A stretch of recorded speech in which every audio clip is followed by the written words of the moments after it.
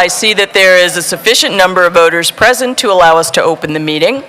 At 7:10, we will be adjourning the annual town meeting to take up the single article on the special town meeting warrant to return to the annual meeting as soon as we conclude the business of the special town meeting. When we return to the annual town meeting warrant, we will begin where we left off last night, taking up Article 27. This evening, the gymnasium is the only venue for the meeting, and voting will take place only in the gymnasium. So to vote on tonight's articles, you will need to be occupying a seat here in the gymnasium. I'd now like to invite Fire Chief Tom Judge to come and tell us what we need to know in the unlikely event of an emergency during the meeting.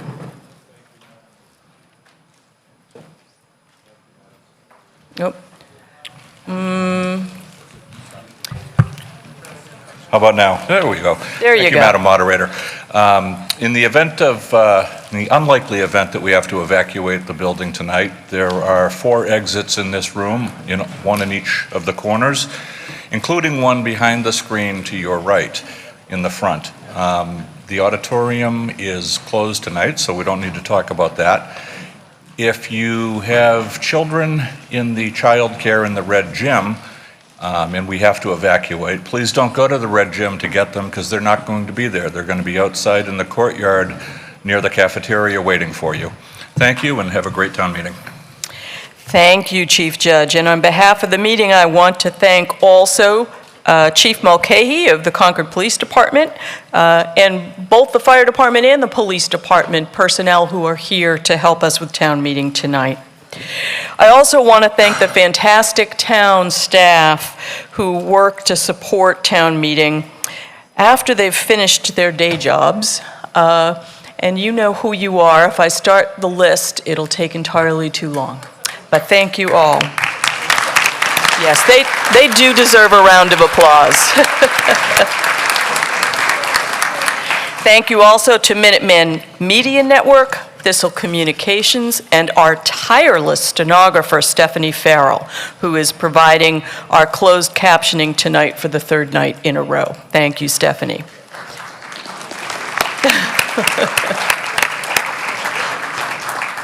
On Monday night, the meeting elected Ms. Carolyn Flood to serve as Deputy Town Moderator, who will take over the duties of the moderator if she is unable to fulfill them.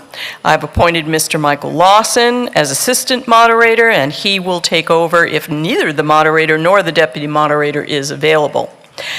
I want to introduce our elected and appointed officials who are at tables at the front of the hall.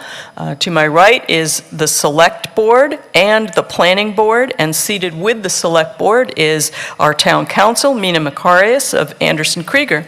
To my left is the Finance Committee. If you have not stopped at the tables in the cafeteria to collect materials for tonight's articles, you will want to do so. Some of the articles will be moved as printed in handouts, and many of the articles are further explained by information on the table. You will also want this green booklet entitled Town Meeting Traditions and Procedures, which is a procedural guide for our meeting here tonight. If you do have questions about town meeting procedure, I invite you to consult with our town meeting resource person, Ms. Elise Woodward. She is seated in the front row, and I'm going to ask her to stand and wave at everyone so you know where she is. Thank you so much, Ms. Woodward. There is a questionnaire about town meeting on the tables out in the cafeteria that I very much hope you will pick up and fill out, and there's a box out there for completed surveys. You can find that survey also on the town website. This survey is going to be of particular interest to the Town Meeting Study Committee that the meeting created last night to get started learning about how folks in Concord think about town meeting. So please do take some time and fill that out for us.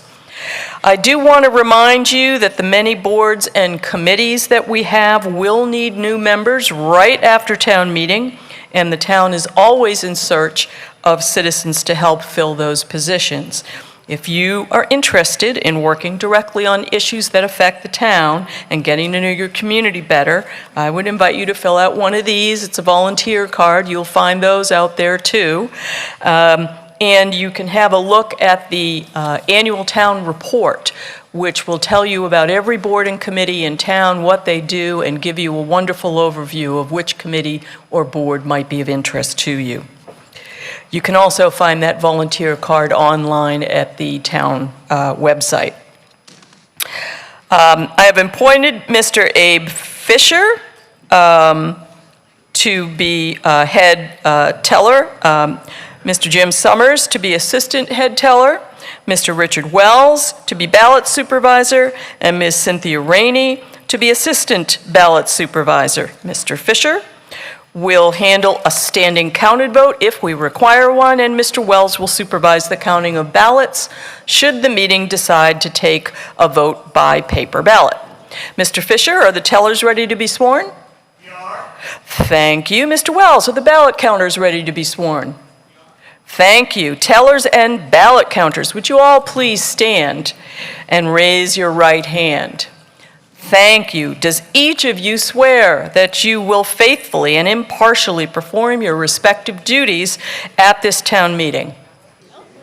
Thank you all for taking on this role for us tonight. Some of you may wonder why we do this swearing in every night, and it's because we don't have the same people here every night, so we have to make sure everyone is sworn in each evening. All voters should have received not one, but 2 voting slips tonight.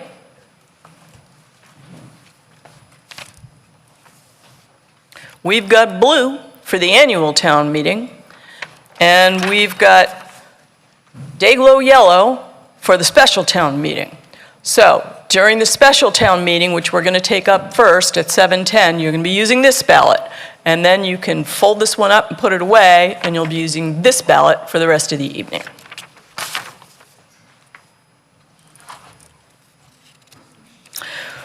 We have some visitors to our town meeting tonight, and we welcome you. Each visitor should have registered in the cafeteria and received a visitor badge, and they should be sitting in the visitors section in the back of the gymnasium. We don't have a preliminary motion to fix the end of this evening's session. We have 8 articles remaining on the annual town meeting to address, as well as 1 article on the special town meeting warrant to address. And it is our hope to conclude both meetings this evening. And now, Mr. Dane moves that we adjourn the annual town meeting in order to take up the special town meeting scheduled for this evening at 7:10. Right on schedule, to return to the annual town meeting upon conclusion of the special town meeting. Is there a second? I see that there is. Is there any discussion? Looks like we're ready for a vote. And on this one, you're going to want your blue ballot. All those in favor of adjourning the annual town meeting to return after the special, thank you very much. All those opposed? And that passes unanimously, and I do so declare. The special town meeting will now be in order. The meeting is called pursuant to a warrant dated April 5th, 2024. I've inspected the return of servants on the warrant, and I do find it to be in order. I declare that the meeting is properly called, and I see that we do have a sufficient number of voters to proceed. One last word before we turn to Article 1 of the special town meeting warrant. As a community at town meeting, we want to balance full and fair discussion with reasonable and efficient use of our time. So while we want to be sure that the meeting is well informed before it votes on an article and has a chance to really deliberate, we also want to avoid repetitive debate that sheds little new light on the issues under consideration. So please consider these community values and goals before you rise to speak, and also before you rise to move the previous question to end debate. So we'll now take up Article 1 of the special town meeting warrant, and we will hear from Mr. Folds. Actually, look, I get this, we're going to hear from, the motion is on the screen. Mr. Folds moves that the town take affirmative action on Article 1 as printed in the handout. Everyone should have found the handout out on the tables. Is there a second for the motion? I see that there is. Thank you very much. I'm not sure what you, okay, we're going to hear from Jason or... Yeah. So Jason will be giving the presentation. He's done a wonderful job to this point, so I didn't want to jump in at the last moment. So Jason. Thank you, Madam Moderator. Thank you, citizens of Concord, for your time tonight. My name is Jason Bulger. I am the Interim Director of the Concord Municipal Light Plant. The light plant has been providing safe and reliable electricity for 125 years. We are praised for our professionalism and our ability to fulfill the town's goals of decarbonization, as well as our response time when there's trouble. We are looking to purchase a utility-scale energy storage device to address vulnerabilities on the distribution grid to ensure we can continue to provide safe, reliable, and clean power to all residences and businesses in Concord. This project seeks borrowing authorization from the town for up to $10.4 million to be repaid by ratepayers, but the project cost may be lower than that.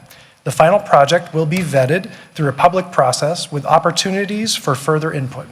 Let's take a look at the need we have and why it has emerged now and requires urgent action. On one of its two circuits, Concord currently generates a peak of about 7 megawatts of solar production. This is excellent. It's completely in line with the town's goals of developing a diverse carbon-free portfolio featuring in-town solar and allowing private residences and businesses to benefit from their own clean electricity. But at times during the spring and fall, the amount of electricity that Concordians demand only exceeds our solar output by a little over 2 megawatts. That's just 1 megawatt from the danger zone when our power protection devices may not work correctly and could result in permanent damage to transformers and other equipment. We don't own any in-town solar ourselves, so we do not have an easy, safe, or legal means to shut it off.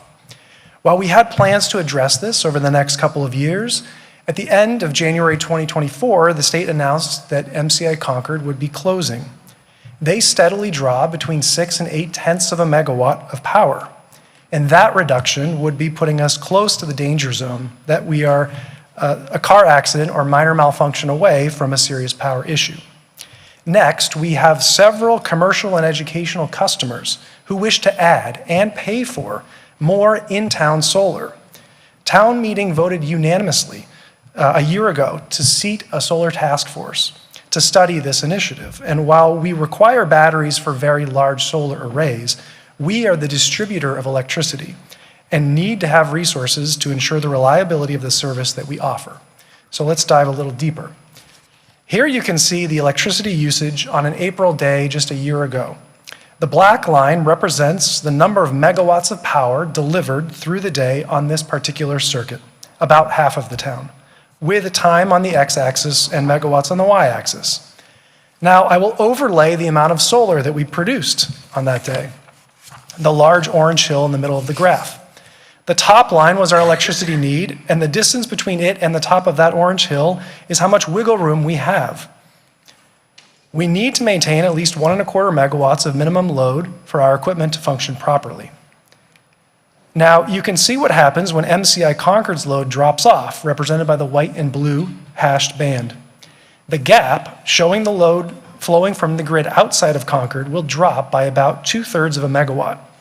Even if this property gets redeveloped, which could take years, it will likely come with additional solar and will not help increase demand on this circuit.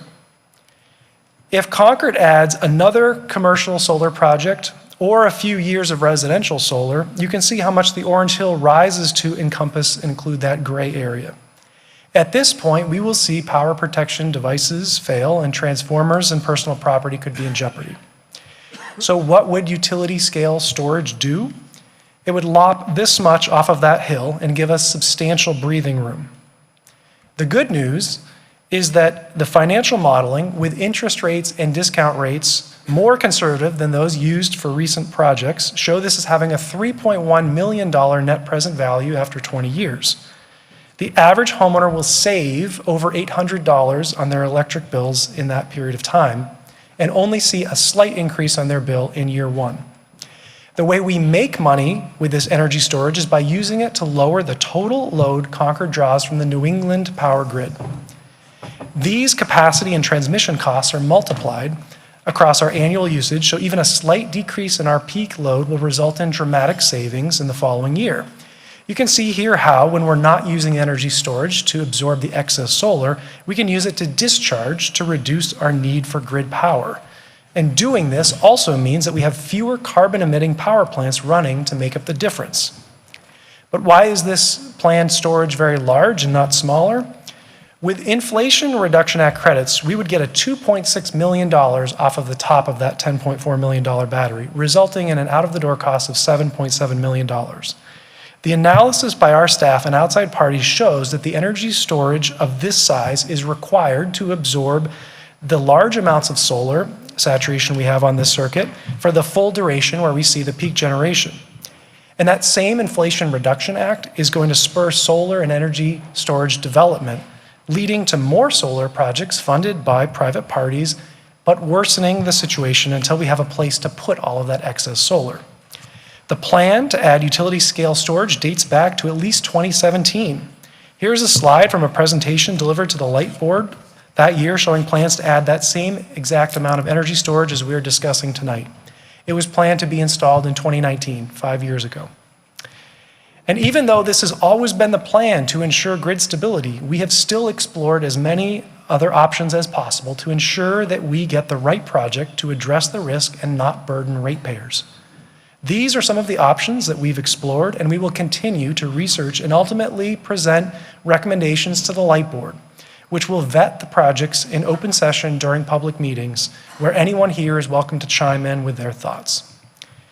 Utility-scale storage protects the distribution system to ensure there's no downtime or damage, and allows for the continued expansion of in-town solar, and it saves emissions and likely money by shaving the peaks. Thank you. Thank you very much. I will note that, let's see, do we have someone from the select boards? But yes.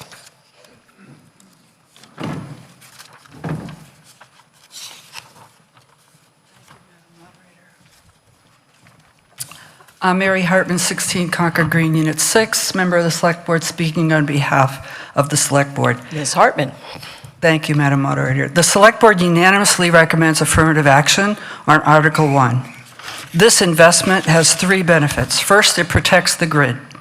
As Jason just explained, our current grid could seriously malfunction if the amount of solar power generated exceeds the amount of power consumed. The closure of MCI will reduce the consumption of power and makes this problem more acute. This battery will act as a reserve to buffer the difference between how much power we are generating and how much we are consuming, and it will protect the stability of the grid. Secondly, this investment saves money. Ratepayers will see a reduction in their electric bill beginning in year 2, and this will steadily improve for 20 years. How is this happening? Because the buffer will enable CMLP to draw power from the battery on peak demand days, those hot days in August. So instead of buying power from suppliers at premium rates, we'll be able to use the solar that we generated in town. The third benefit is that it allows the town to continue to make progress towards our climate action goals. Solar installations have been delayed or abandoned altogether because of limitations on the grid. This project removes that impediment. It is not an investment. I said that wrong. It is an investment. It's not an expense. There will be no impact to our property tax bills. Conservative assumptions project a $3.1 million net present value using a conservative 12% cost of capital. This is a win-win situation. We save money while enabling the production of more clean energy. You may wonder why we haven't done this sooner. Perhaps we should have. We are proposing to do it now. Thank you.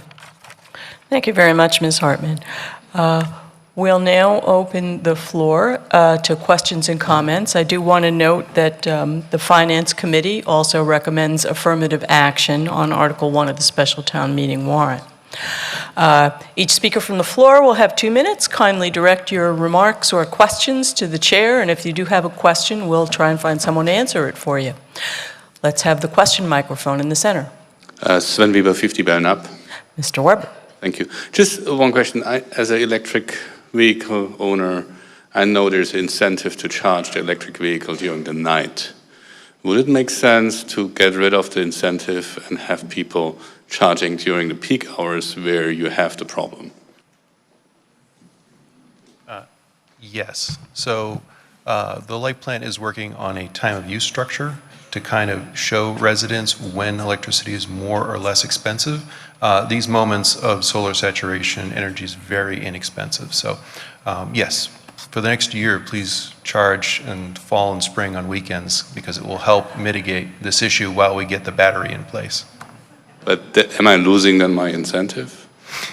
Right now, we don't have an incentive, and it would require the light board to make that incentive, and it's probably coming, but I don't want to state things that we haven't agreed on. How about the pro microphone over here?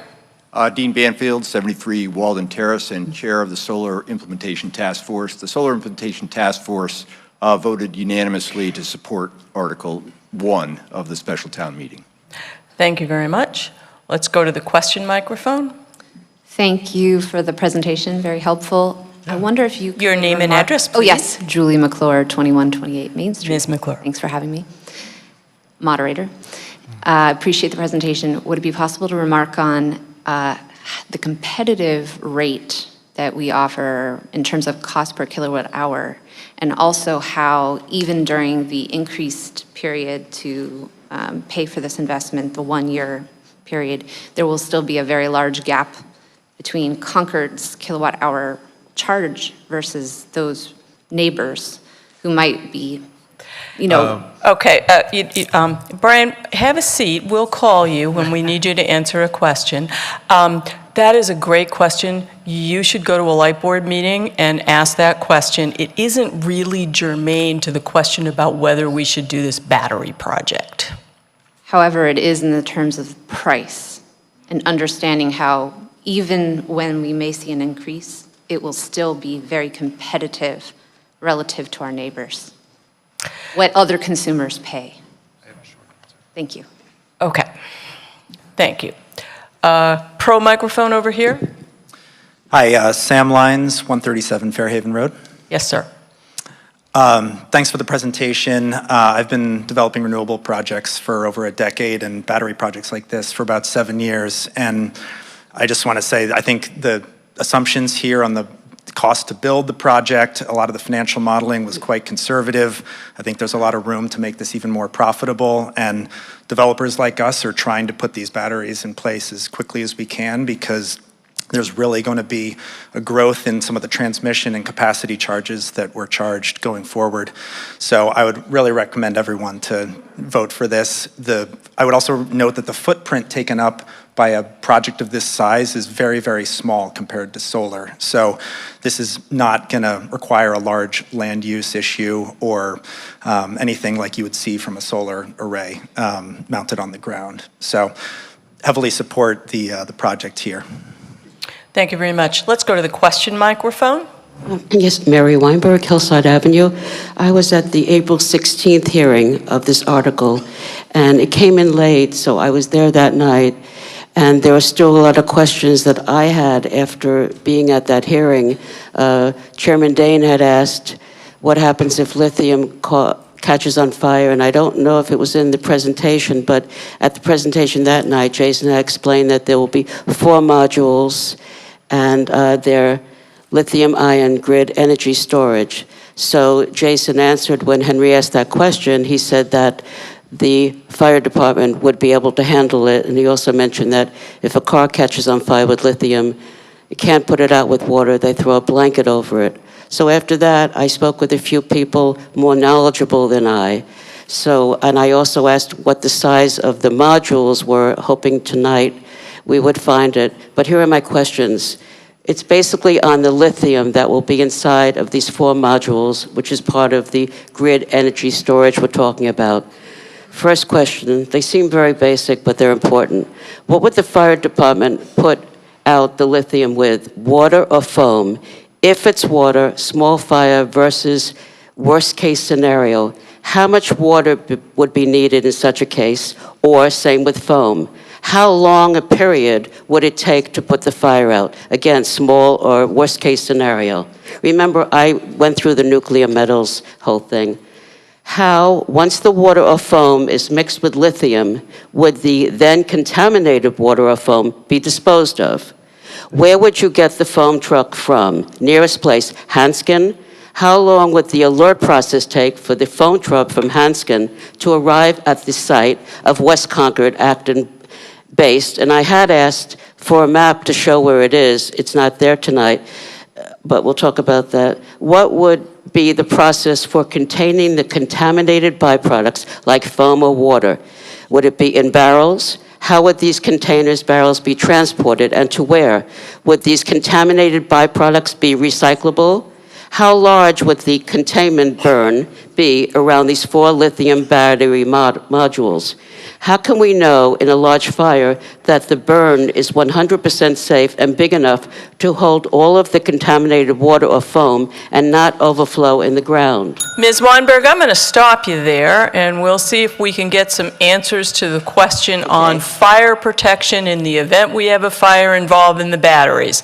And Thistle folks, I noticed that our timer is not on the screen, so if you can fix that, that would be great. Whichever of you would like to respond to the question.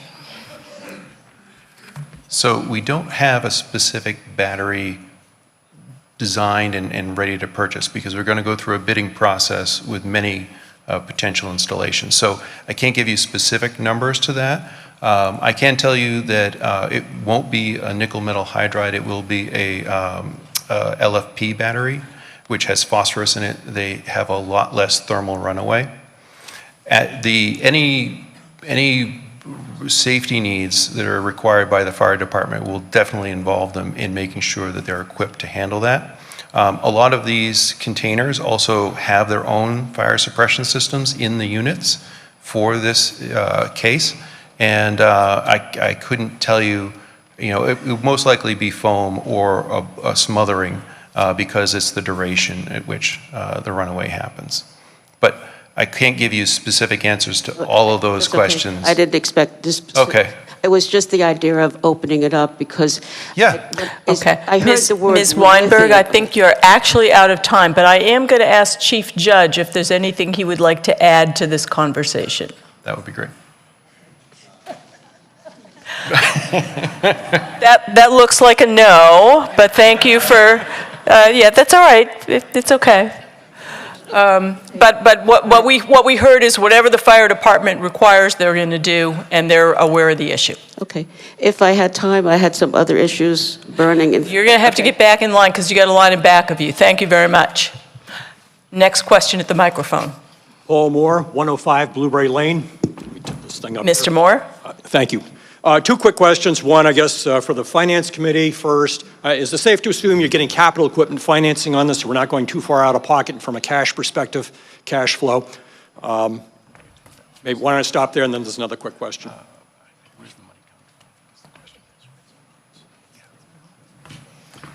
So there's no town taxes involved.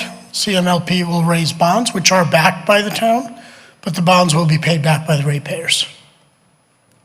Got it. Thank you. Glad to hear about the NPV of $3 million. And your next question? Can somebody talk to the solar array at the middle school, the new middle school, and how that, surpluses or deficits, and how that's going to play into the overall power grid here in Concord? Go ahead, Brian. So the middle school is on a different bus, so it's not interconnected with this project. But I'd be happy to answer it later on. Thank you. Thank you very much. Next question. Nate Davis, 330 Garfield Road. If this is a positive NPV, why aren't we doing more? Or put another way, what went into the sizing of the project? Thank you. So many municipal light plants are adding batteries because of their financial value, not because of solar saturation, which is our case. We haven't done it yet because we first thought about this very early, 2009. We have many requests for batteries, but at the time the technology wasn't really matured and commercialized. It is today.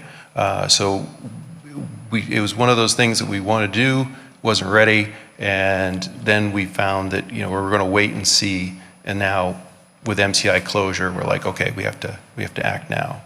And as for the sizing, we wanted to do a 5 megawatt inverter. It's actually going to be a 4.99 because that is a limit within the ISO network. That's the grid operators for New England. Before other rules are implemented. The megawatt hours of 15 is to make sure that we have enough duration to absorb that excess solar prior to getting anything like a metering domain, which is a way to backfeed to Acton. So that's what went into a lot of the sizing. So if I can ask a clarifying question. Sure. It's ISO New England rules that limit the size of the inverter. We can go larger on the inverter, but we'd have to do a lot more. Complicated, more expensive. Yeah, and we'd have to. It's not a $20 million to save 6 situation. Correct. We're not overspending on the inverter is what saves ratepayers money because we can dispatch into those peak hours. The megawatt hours is what does the resilience to ensure that the solar saturation doesn't overwhelm the substation and create issues. Thank you very much. Yeah. Go right ahead. Next set of questions. Thank you. This is the last night. You won't see me for another year. Okay. Come to a light board meeting. Okay. I ended on if there happened to be an overflow out of the burn, the water, if it overflowed. My next question was regarding the 2 sites that were mentioned at the hearing, I didn't hear them tonight, being considered a Forest Ridge and the Knox Hill Industrial Site, former W.R. Graceland, which are both in West Concord. Has consideration been taken into account that Knox Hill site is very close to or maybe within the Assabet Valley watershed and flood zone? Has the Natural Resources Department been consulted on this and the town of Acton? And I'm almost done. What will be the health hazards of the residents as the byproducts of combustion of a lithium fire goes into the atmosphere and blows over us? What will be the health hazard, long and short? What would be the estimated size of one module, which I also asked at the hearing, but I haven't heard that. Now, I sum it up by saying that 3 weeks ago, before the hearing, I went to an Erin Brockovich lecture, and I'm going to say, I'm sure you can understand my concern, as Erin Brockovich stated in her lecture April 7th at the Bull Run Lecture Series in Shirley, Mass. She said, quote, I am an advocate for awareness, the truth, and a person's right to know. I believe that in the absence of truth, all of us stand helpless to defend ourselves, our family, and our health, which is the greatest gift we have. Which is why I'm standing up, because I bought her book and she wrote in it, Stand Tall. And the gentleman behind me also went to the lecture, and he has the same book. So I'm standing tall, and I'm standing alone, but maybe Erin will come and she'll give us consultation for free, because she gets consulting all over the world. So Erin Brockovich, come to Concord and help us. Thank you. Mr. Folds, you going to take that one on? Wow. I can only answer it in general, that we'll make sure that we are, our neighbors and abutters are aware. Ideally, this would be placed over at the W.R. Grace site. That is the best location for it. The second best location is near the substation, up near the Forest Ridge. The size of the units, generally, they're containers. So think of shipping containers at the back of a trailer. So that's about the size of them. I think that's about 40 feet long, trailer size. I hope that answers your question. Okay. Yes, three to five is, I see the fingers up. Yes, 3 to 5. Next question at the question microphone. Should I just stay up here? Thank you. My name is Justin Lawrence, 77 Hill Street. Yes, sir. I had a quick question. Thank you so much for the presentation. It was very informative, especially with the little infographic there. My question is a request to better understand. Concord doesn't own any of the solar that we're getting. So we have no legal, we can't shut it off or anything like that. Understand that. But from a legal point of view, isn't it then the producer's responsibility that isn't there an agreement in place that they can't damage our systems by overproducing? Doesn't this fall on the producers instead of Concord to solve this problem? That is my question.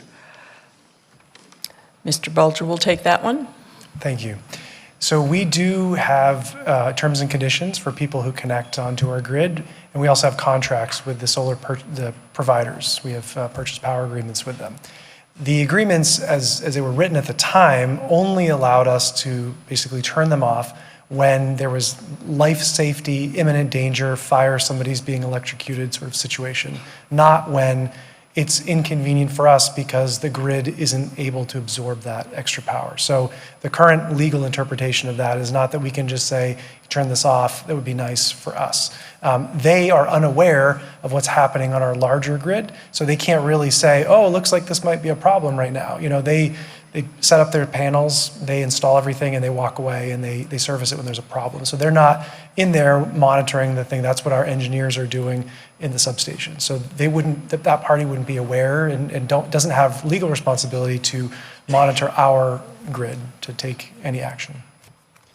I appreciate the answer. Thank you for providing clarity. If I have 57 seconds remaining, follow-on question. If this is up for renewal, if this is a multi-year contract and it's coming up for renewal, is this an avenue that you could explore to say, hey, by the way, we want this type of protection, over voltage, over amperage, whatever type of protection that we could kind of put into the contract to, again, protect the town to not have to do projects like this maybe now or in the future? Mm-hmm. So that was an excellent recommendation of the Solar Implementation Task Force, is that going forward, that when we negotiate contracts, that we allow for curtailment.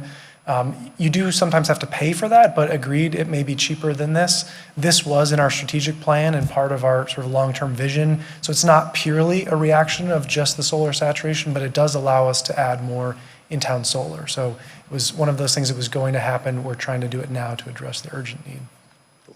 Thank you very much. Thank you. Next question. Hi, my name is Gail Heyer, and I live at 54 Nancy Road. Ms. Heyer. Thank you. So I have one question, and then I have a comment. I watched the hearing, the combo hearing of the Select Board and the Finance Committee, and I thought, Jason, you said that there would be an ongoing cost. I thought it was like $30,000 a year of someone to maintain this battery or operate it. Is that correct? Yes, okay. So I just want to make sure people realize that. So it might be like you spend 10 million and then in a year we get to save money on rates, but there is an ongoing cost. And if we have more of these, maybe there would be more ongoing costs. So my comment has to do with, I understand this article is really a temporary solution for the growing problem of uneven generation from renewables, and renewables help us when the sun shines or when the wind blows, and we don't always know when that's going to happen. It's not as predictable as the coal plants, which probably operate on a set schedule.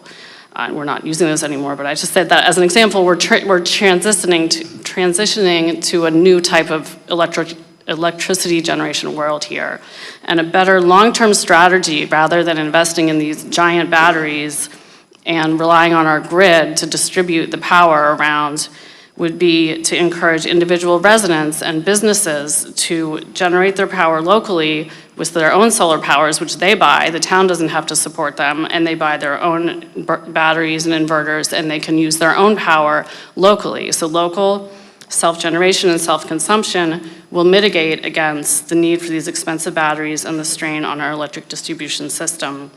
And I think we should be moving toward the development of microgrids.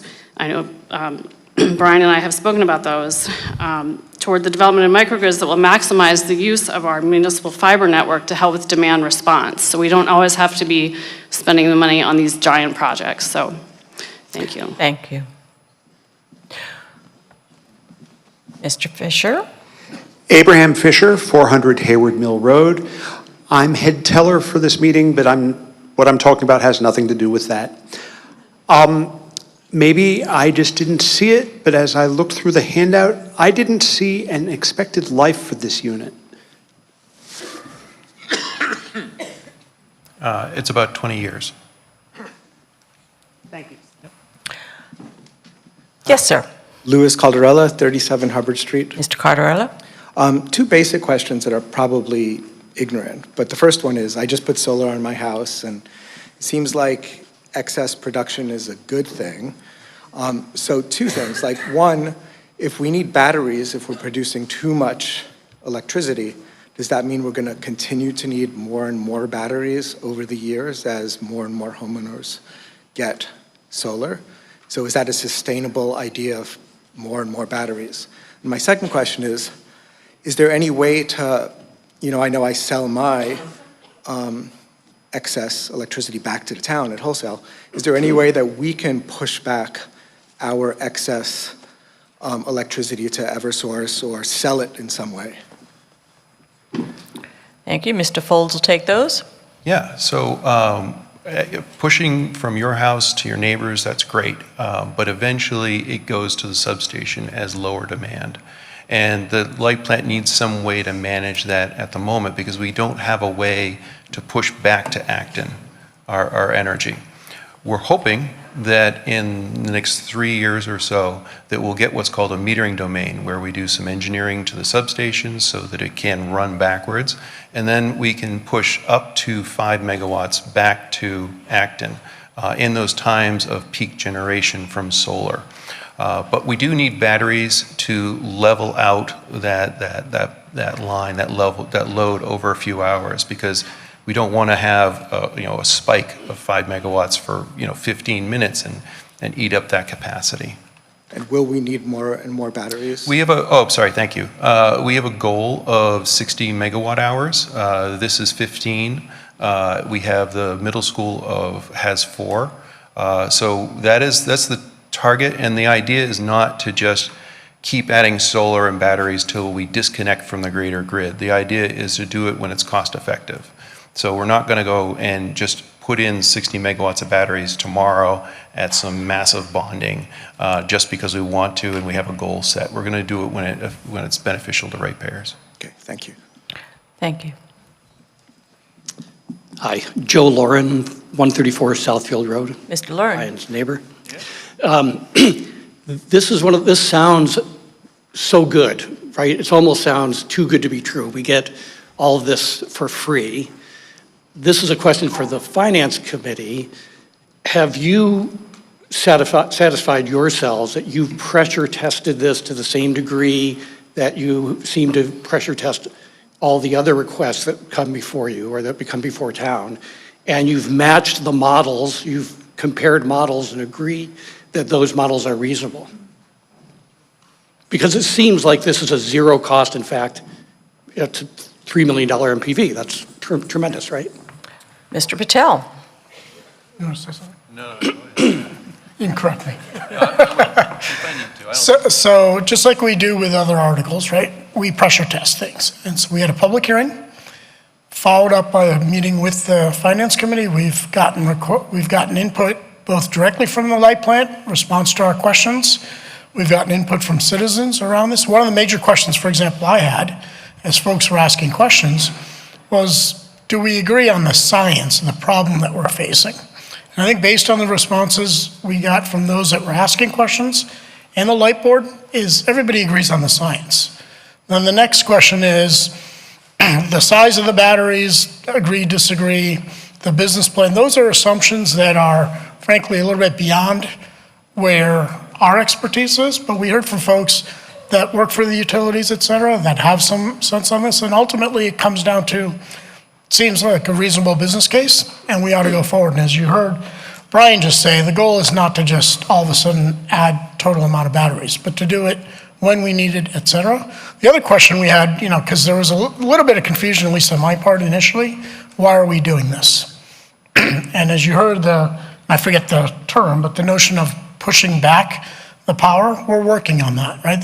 But this is going to be a bridge, if you will, between the fact that we're producing excess solar energy. We've got the prison coming down, maybe, and I think they're also, I don't know if you came in late, but they are taking some steps to see if we can keep the lights on at the prison, right, as a way to mitigate some of these issues. But ultimately, we've got to do something in a reasonable time frame, and this seems to be a solution scientifically, which everybody accepts, and then it's just a matter of the appropriate business model that we want to go forward with. Right, and that's actually my question is the financial modeling, which you know as well as anyone. A lot of assumptions can go behind that, discount rates, et cetera, et cetera. Right. But the Finance Committee feels confident that you've pressure tested that. We have not pressure tested it to the. Christine is saying no. No, I mean, but we're not the experts, right? So we haven't gone and said, hey, get 3 other estimates, right? But they've assured us that they're actually going to be going out and pressure testing their models and seeing what business model moving forward works best, whether it's self-managing the batteries or hiring a contractor to do it, et cetera. Now, go ahead, Brian. Thank you. Brian, I think we're good. Next question. Gary Clayton, 31 Black Birch Lane. Mr. Clayton. Thank you. Question relative to some of the very helpful information that the light plant staff put together in the frequently asked questions document. It went on for pages and pages, but very helpful. Thank you. One of the previous speakers noted some questions about safety-related concerns, and I do note that in your document you indicated that these batteries do catch on fire, and if they do, it's rare, but it can happen, and it's very difficult to extinguish. So my question this evening really relates to another aspect of the FAQ, which speaks to how will the final scope of the project be determined. And there's a number of factors that you note, budget and the like, of course, but there's no mention about the siting process itself. Again, a previous speaker spoke to some questions and concerns about the Knox Road site. The Forest Ridge substation is another, I would submit, challenging situation where you have 600 residences presently, or will have 600 residents in the not too distant future, within a few hundred yards of the light plant facility. The Minuteman Arc has their major program and office facility within a few hundred yards of the site. The town presented and approved the emergency access for the Prescott 350-unit residential development through the light plant facility on Forest Ridge Road in the town of Acton, because we are on the border of town of Acton. Their senior center is located within a few hundred yards. So I mention those, again, within this broader context of, so what's the plan for considering and making a decision relative to the site itself, since the FAQ was silent on that? Thank you very much. Mr. Bulger? Yes, so I think those 2 sites that were mentioned, the W.R. Gray site and the Forest Ridge substation, were kind of early on the list of sites to be developed for a battery many years ago. And the reason that they were on that list is because of the proximity to power sources. And if you want to absorb the solar based on voltage loss over distance, they would, it's ideal to have the battery closer to the source so that it actually absorbs that instead of taking it from somewhere else. So typically what you would do next is you would let engineering lead you first, and they would actually install some temporary devices on the sort of power circuits in the areas that we think are promising to do a study, a short-term study. And with that data, we would determine, yes, this is a really good, viable site from an electricity perspective, but then it comes into all the other questions that were asked, like how does that look like from natural resources or population or access to utilities like water to fight a fire. So then you sort of consider all of those other aspects and end up with sort of recommended sites and different models. So I think that then it becomes sort of a public process with the light board to say, this is what we learned about these sites that were at our top list. We know which side of town it has to be in that kind of on that map. And so then we look at sites that have access to large circuits, which that greatly limits the number of possible sites. And then, where do we own land? Where can we put something safely? And then we start to consider all those other requirements. We look at the fire requirements and the access for, personnel and all those things. And then we come up with a recommendation to the light board. Thank you very much. I think you're our last question. Super. Brett Fye, Spencer Brook Road. I listened to the FinCom meeting the other week as you discussed this project. As I understand it, this won't be on time. It won't be online before MCI goes dark, if you want to say that. So what is the mitigation plan when it does go dark? Mr. Bulger? We have a few different ideas. We are approaching the state with the option of continuing to draw some load there at no cost to them. They do have a wastewater treatment facility that they share with the Northeast Correction Center across the street from the light plant, the farm. That draws an amount of electricity, which is unclear. So if the facility closes, we know that load will substantially drop, but it will likely not go to zero. So that gives us a little bit more lead time. There's been ideas suggested that just like we put out the message to people that, hey, it's a peak time, everybody let's turn off your lights, let's not charge your cars, let's turn off we can do the same thing in reverse. Like, this is an excellent time to go plug in your car, and this is an excellent time to run your hot tub filter. So, there are ways to do that, but I think the biggest challenge is that we don't have real-time visibility into all of these draws because we're working on adding a SCADA system that will let us see that. And that's been the stumbling block to getting that ability to push back power. So we're working on all of these things in tandem. And I think that's important for everybody to know in this town is there isn't a mitigation plan in place yet for the MCI situation. So then my question becomes, why does this have to be a special town meeting and what's the rush? Because this won't be in place to deal with the situation you're saying that we need this for. I would say that that's a rhetorical question because it is a special town meeting, but thank you for that. What's the rush to make this investment without a lot of details behind $10.4 million? I would just say say it's a big that- expenditure. Right. The next wait is a whole nother year, and we just feel like we can't start the bidding process, the selection process, without authorization for borrowing, and it also limits our options when we explore other financing models. And so having the authorization on the table allows us to do all of that work as opposed to just waiting for another year. Well, we can always call another special town meeting. I just don't understand why. Oh, they're very expensive, actually. Without any numbers. So yeah. Real numbers. The reason was to save taxpayer money because these are very expensive to hold. So if we did it in conjunction with the annual, then it saves everybody money. Thank you. Thank you. Looks like you're our last speaker, sir. Thank you, Madam Moderator. Ronnie Bucas, 1360 Monument Street. Mr. Bucas. I rise to take the pro microphone and try to emphasize that all these questions seem to suggest there's something complicated about this and something really difficult. The fact is, it's really complicated. It's really difficult. And our interaction with the electric system in the town is to go to a switch and flip it on and expect the lights to go on. Even though some of that electricity comes down from Canada, some comes from wind farms in New York, some comes from, we say it, gas-fired power plants or nuclear power plants, all gets mixed up in the grid. And if you ever saw a set of the equations which try to calculate how this whole thing works, all right, then you really would say, oh man, So I think we need to vote for this. We've gotten answers from the Light Board reflecting the depth of their consideration. And the key message is we think simply, well, adding more solar is great. Yeah, that's great. But we expect that when the sun goes behind the cloud, the Concord light plant will make up for whatever it is that we need. And they do.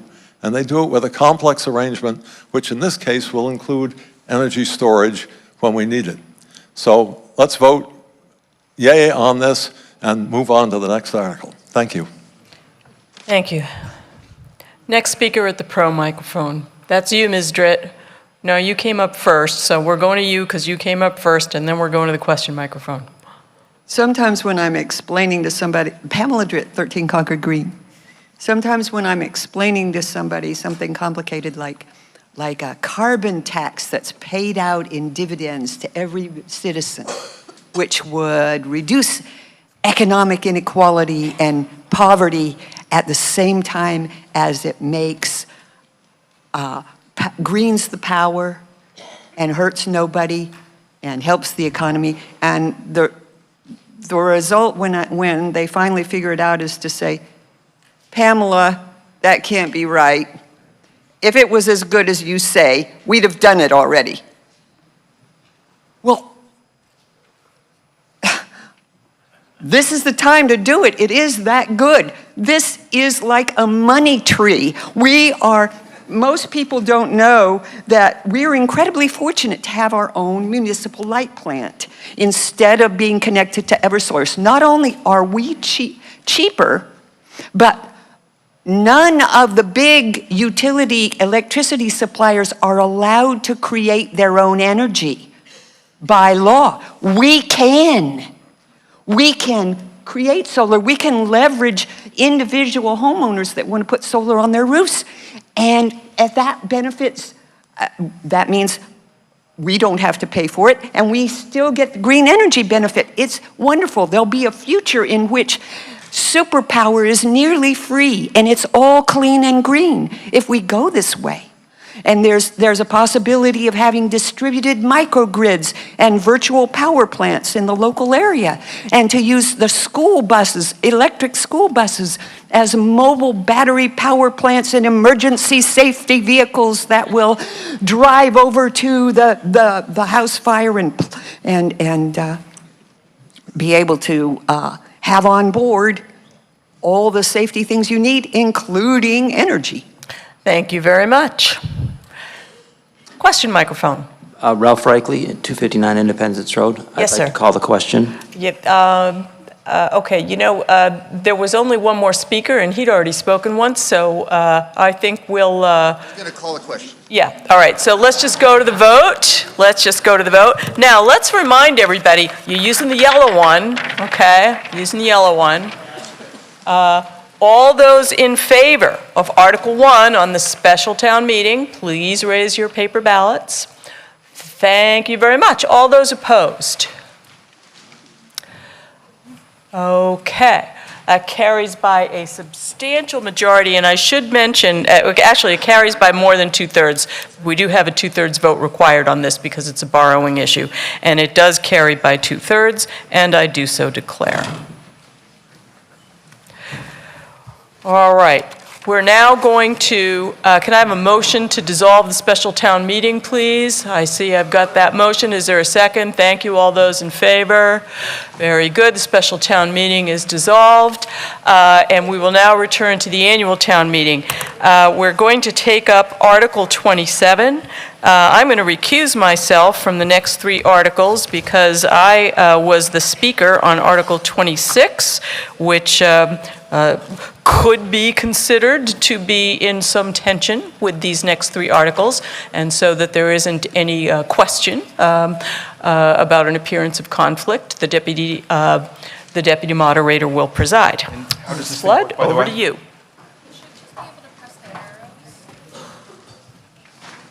Oh, I see.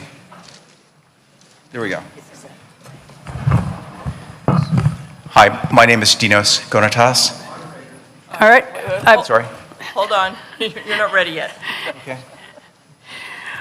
Okay, we are now going to take up Article 27, under which Mr. Ganatas moves that beginning in 2025 and thereafter, all warrant articles for town meetings shall be presented to all registered voters in a special town election to be held within 3 weeks of town meeting, and that the special election shall bring the town any vote to the contrary, town meeting notwithstanding.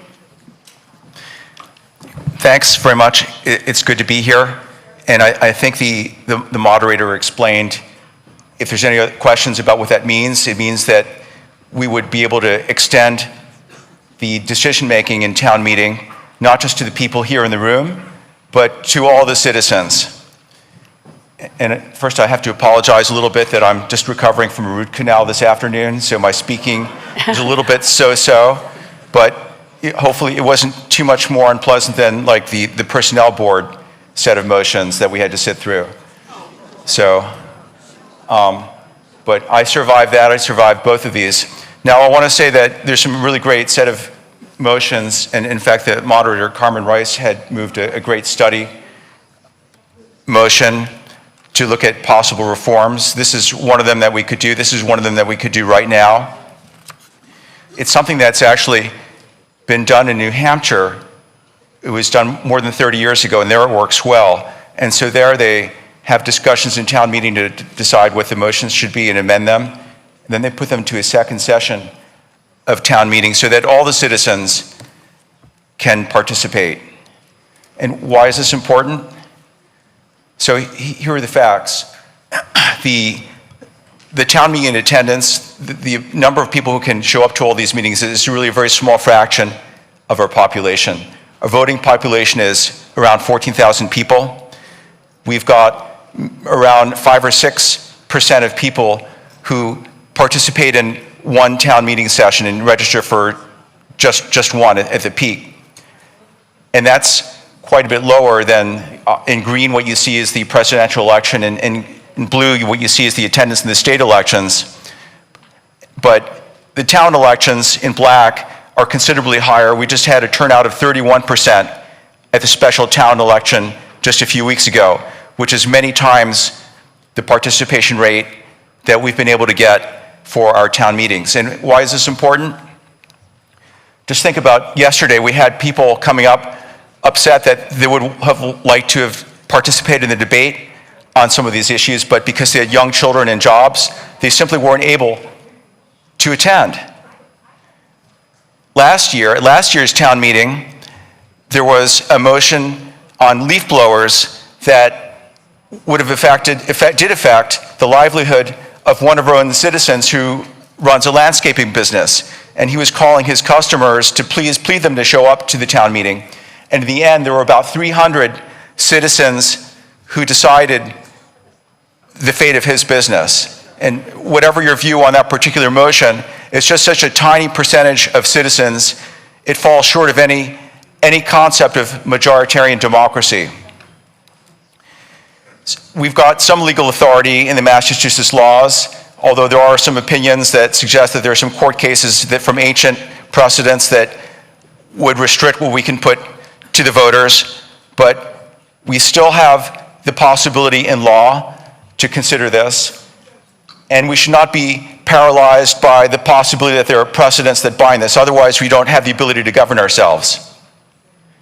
It's suggested that the town meeting itself is a legislature with a select board like Henry here behind us being the executive, and somewhere there are the court systems, I don't know what that would be, but if the town meeting is a legislature, how does it compare to other legislatures? If you look here at this table, the absenteeism rate in the US Congress has been 2%. It was somewhat higher, but Nancy Pelosi introduced proxy voting, which reduced the absenteeism rate. We haven't even got proxy voting for town meeting. State legislatures, the absenteeism rate is higher, but for town meeting, the absentee rate is about 95%.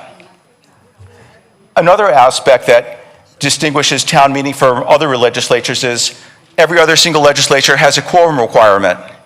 That is 51% of the legislators have to be present for a session for any of the legislation to be binding. And yet, we don't have this simple measure. In fact, it would be totally impractical if you consider the attendance. I mean, how many people here, for example, are the parents of young children? Let me ask you. There's a few? And how many are here with your partners? There's a few. Okay. It's still a small percentage, demographically speaking, because it's a significant barrier. So let me just say that if we were able to have voting in a special election, then everybody could participate, a much bigger fraction of the total 14,000 voters, and you could have decisions made not just by a few hundred people representing a few percent of the people, but you could have a real democracy with broad support in the community on controversial issues, as opposed to participation with high hurdles imposed by the attendance requirements. Thanks very much. Any questions?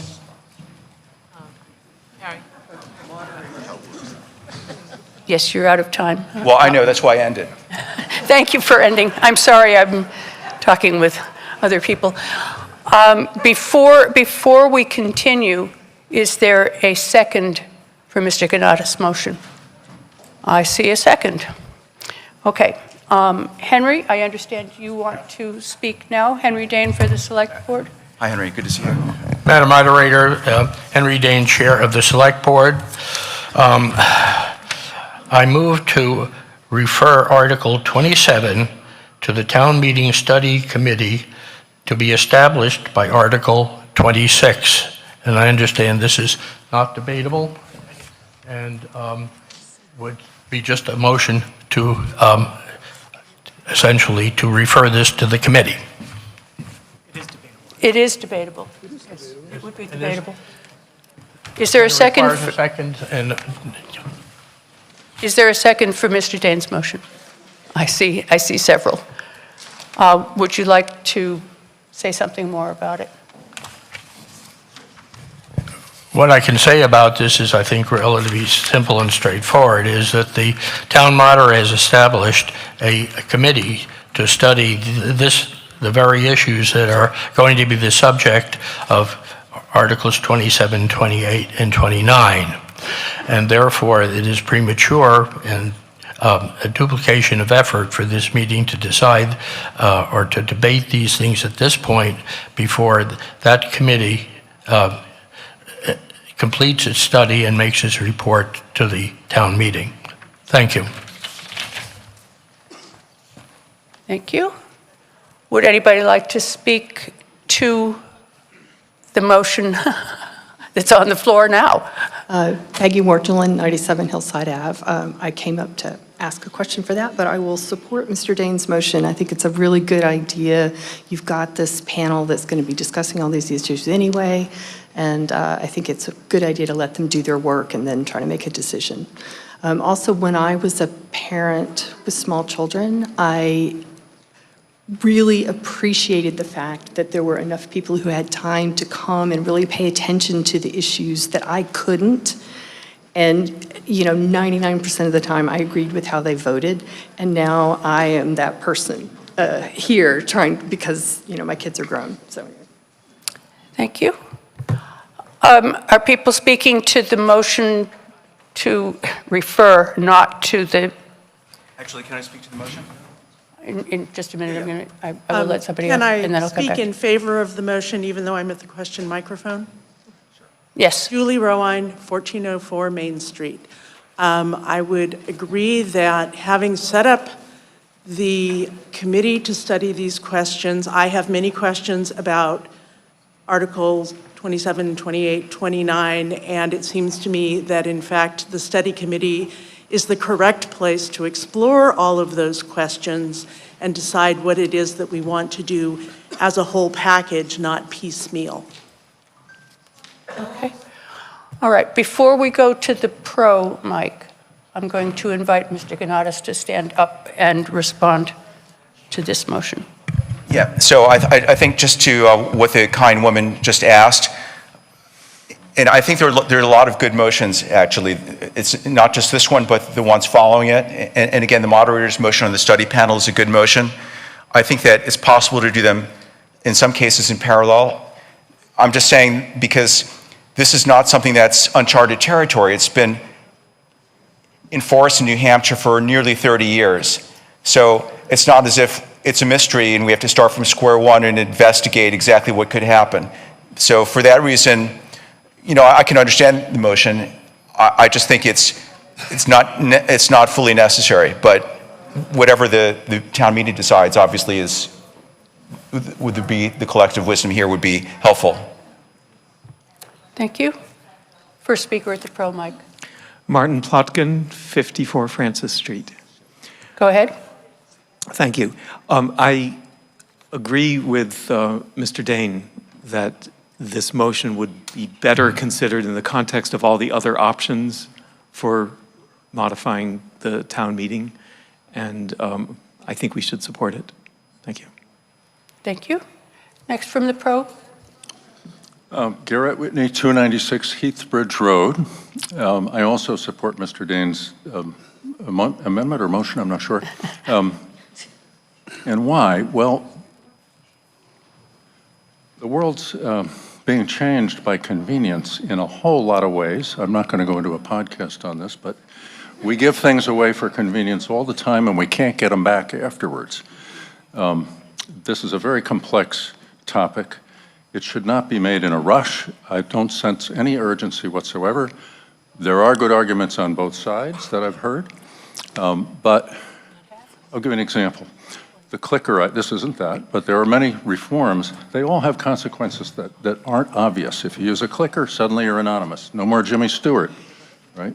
If you vote at the polls a week later, then we're subject to advertising, which overwhelms the public's opinions routinely at the state level. I don't know New Hampshire. There are a lot of, it's complicated stuff, and I think we should be very careful and deliberate.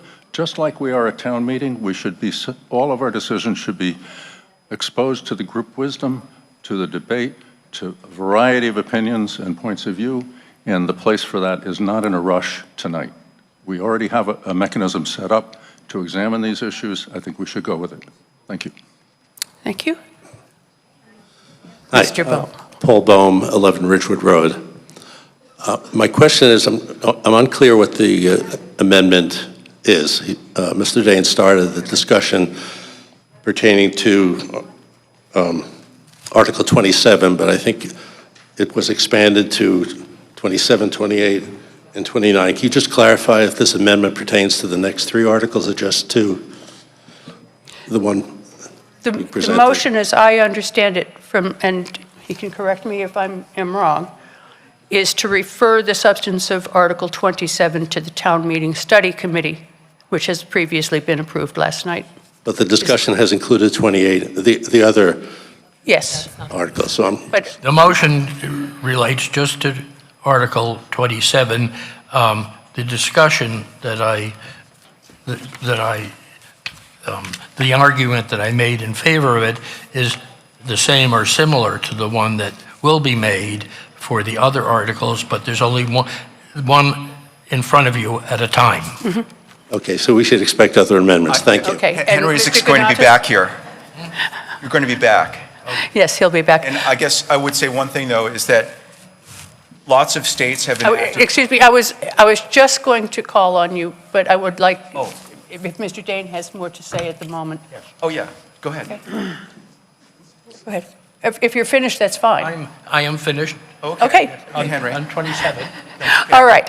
Mr. Ganatas, please go ahead. I was just going to say that one aspect that hasn't been sufficiently discussed is a lot of states have enacted rules to really suppress votes by having long lines for ballots, by having restricted numbers of ballot drop boxes or restricting absentee voting in order to depress turnout. And to some extent, we've done the same, only inadvertently, by having the in-person requirement and the lengthy debate process. So that's why I think there is some urgency to this, because it's such a glaring problem, and we've been stuck with this antiquated process. But that notwithstanding, I do think the study amendment is a great idea, that process should also go in parallel. Okay, thank you. Question, Mike? Hi, my name is Amrit Kumar, Old Marlborough Road. Could you stand a little closer to the mic or I'm still as tall as yesterday, all right. bend over a little bit? Amrit Kumar, Old Marlborough Road, 449. I was going to ask a question about the original motion, but I'm going to ask it about the amendment at this point. The original motion was stated as not a change to a bylaw. It wasn't stated as anything binding. I don't know that it's potentially legal. It could happen in other states. I'm a former moderator of another town. I don't know whether this would be legal in the Commonwealth. So my question to town council is, should everybody know whether the original motion is even legal? Because I'm supportive of the amendment from Mr. Dane. Thank you. Go ahead. Madam Moderator, through you, it is not legal. It is absolutely not legal. It would require a change in state law. It would be legal under special legislation of the form that is proposed under Article 28. New Hampshire respectfully has different laws and very different on this score. The Supreme Judicial Court has described town meeting several times over the past century, not just many decades ago. And in every one of those descriptions, what it views as required, and each town, by the way, is required to have a town meeting. That's not a choice Concord made. Each town is required under Chapter 39 to have a town meeting. It can take different forms, but it must have one. And the Supreme Judicial Court is very clear that a town meeting requires debate, requires deliberation, and a binding vote. The state law is also very clear about what can be on a ballot, and that is an item that cannot be changed under the Home Rule Amendment to the Massachusetts Constitution without special legislation. One of the items that towns especially cannot act on within their bylaws is elections. There is an option for non-binding resolutions on the ballot, but there is no option for binding resolutions except for those already authorized by state law, Prop 2.5 and others. So this, while it's not illegal in the sense that it can never happen, it would require special legislation. And furthermore, I would suggest that even if it didn't, not having a bylaw to explain it means that this would be subject to the memory and with all due respect to a town clerk, to the town clerk's files and not enshrined with any process. Just a quick question. Excuse me, through the moderator. Madam Moderator, clarification to the response from Town Council? Yes, and then I'll go back to Mr. Ganatas. Thank you. Madam Moderator, through you, Town Council's response about the legality or otherwise was of the original motion in Article 27, not of the amendment. The amendment is perfectly legal. Yes? Madam Moderator, yes, the amendment is perfectly legal. Okay, Mr. Ganatas, you can respond, and then next I'm going. This is just a short question for the town council, which is there a basis in state law that prohibits this, or is it case law and precedent, or both, or primarily precedent? And which law, if you could cite that and send it in writing, would be good. So it's not just an oral top-of-the-cuff opinion. Okay. Well, if you want to email it to me, I'll give you my card. Absolutely not. Thank you. Madam Moderator, can I please ask that Mr. Ganatas speak through you and please sit down? Okay. Yes. Thank you. Mr. Ganatas, first of all, we write opinions on behalf when requested by the town manager or the select board, so I will not be providing you a written opinion.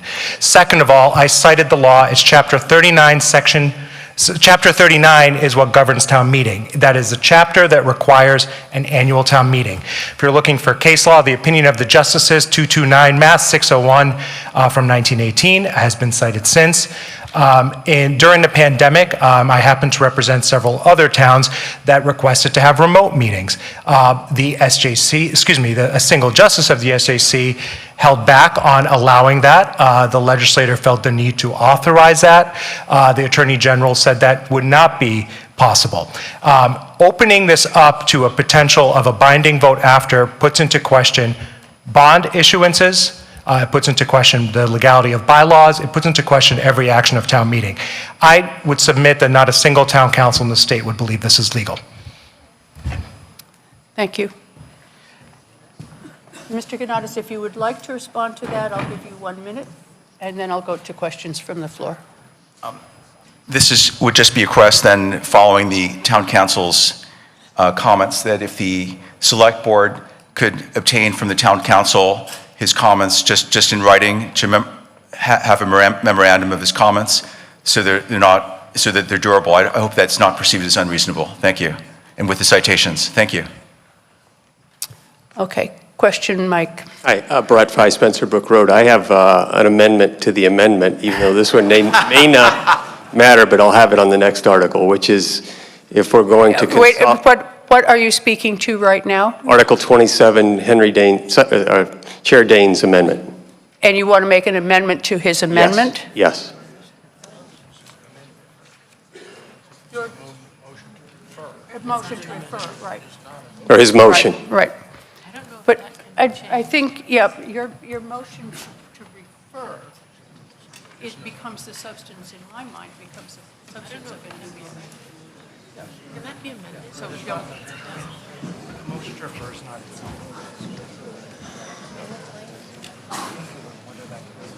And then we have to go back.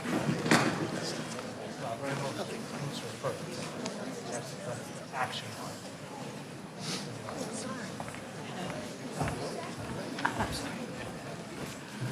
I'm sorry. So what is it? He wants to amend his amendment.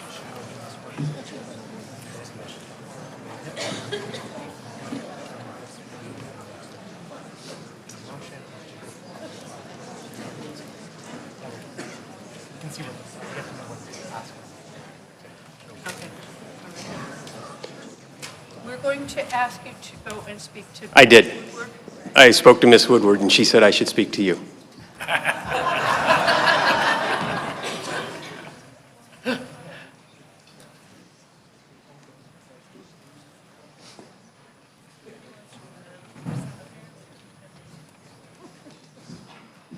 I'd be happy to state what I'm requesting.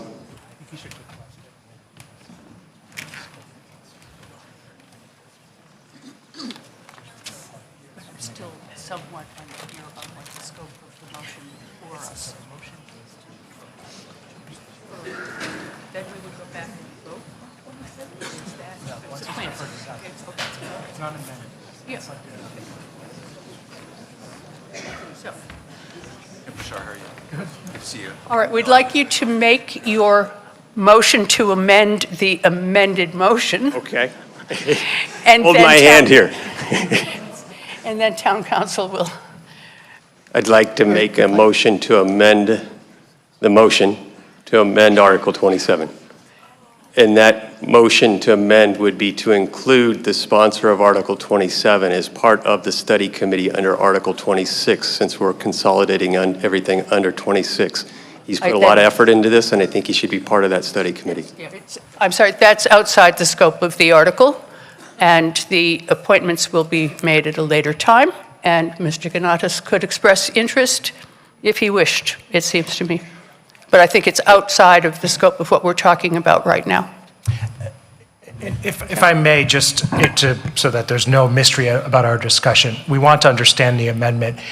I believe, and this is the moderator's call, but Article 26 is done and voted on, and I believe what you're what this action would be, I believe the reason it's outside the scope, Madam Moderator, is because That's right. it is speaking to a separate article, not the one we're on. But he's part of the select board, which will be establishing this special committee. So if the select board is amending this article.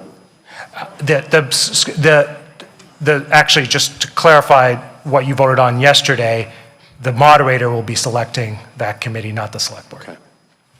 Okay? Okay, thank you. All right, back to the original motion to amend the motion that was on the floor. Not to amend, motion to, yes, the motion is to refer Article 27 to the town meeting study committee. And I had it written down here, yes. Refer Article 27 to the town meeting study committee is the motion on the floor at the moment. Pro first, and then we'll come back to the questions, and then I'll go to Con. Weber, 50 Belknap Street. If I understand the Green Handbook correctly, the correct motion would be to commit this article to the established task force. And that's not an amendment. And if I read it correctly, that is a non-disputable vote, similar to end the discussion. So if that's the case, I would like to make that motion to commit this article to the task force. That would be another motion to amend a motion that we have not yet No, it's not voted. an amendment of the amendment. It's the motion to commit. This is a similar process as a motion to call the question or end the debate. That's how it is, at least worded in this Green Handbook. Town council is suggesting that that is basically the nature of what he's talking about. It's a different word. Yeah, but amendment is a change of a... This is a motion to refer Article 27 to the town meeting study committee. Okay? So, question? Yep. My name is Jillian Amoroso, and I live at 109 Stone Road Lane. Excuse me. Please sit down. I have two questions. The first question is, if this is illegal, why are we talking about doing it? Do you want to answer, or should Sure. I do my second? Yes. The same statute I mentioned earlier, Chapter 39, permits for any annual town meeting at the collection of 10 signatures, any item brought by a citizen to be placed on a town meeting warrant. It is placed in the form that the petitioner places it. The town select board, town council, the clerk, town moderator have no control over the language once it's on. Okay. And once it's on, we can So we have to talk advise. about it because it's been. Exactly. Okay. Okay. That All answers right. my question. My second I'm going question. to go to the, wait, oh, can I'm we- sorry, you had a second question. Can we just vote on the motion? That motion would have to be made without having asked a previous question or made a comment. Sorry, guys. All right, I'm going to the con mic now. My name is Brad Dye. I live at 1019 Main Street.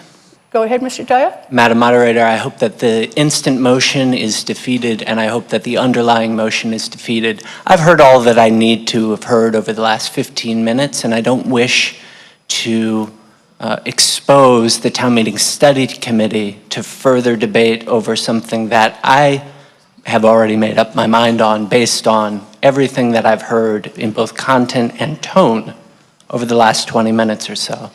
They have a big job in front of them. I'm already dubious they'll do it all well in 1 year. I don't want to add this to their agenda. Regardless of what my fellow citizens might think of the possibility of committing or any other word you want to apply to it to the next couple of articles, I don't think that the same logic applies in this particular underlying motion. I want this motion to be defeated right now, and I want the underlying motion to be defeated right now. Thank you, Madam Moderator. Thank you, and Mr. Ganatas. Yes, please. Well, the suggestion, I think, to refer this to the study commission from Article 26 that Henry Dane suggested, and given the legal picture, I think the study commission now has enough information to consider this, and I think there's good arguments for it. So I see that at this stage that they've been suitably informed. There's no need to further consider this motion. And so then I will withdraw it. So you're withdrawing your Correct. original motion, That's correct. and The original article, and the study commission can take it up as part of their agenda. Okay? Henry? Yes, so I need to know what the status is legally, because the motion that's now on the floor is to refer Article 27 to the Town Meeting Study Committee.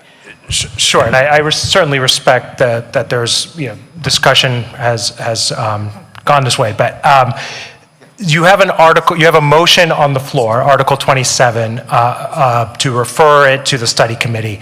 Madam Moderator, you would need to take a vote on that. If that vote passes, no further action would be needed on Article 27 at all. It would be referred to a study committee. If that vote fails, you can then proceed to debate further this article, Article 27.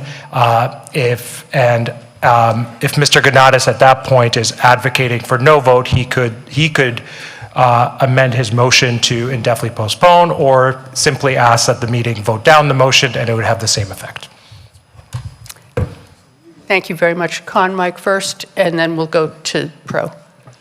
Sarah Wilbur, I'm 18 Concord Green. I call the question. All right, that's not debatable. All in favor of calling the question? And there's no second hall to check with tonight? All those in opposed? Well, it looks to me like it's unanimous. Pardon me? Yes, call the question. It wasn't unanimous. It wasn't? There were two. Oh, okay.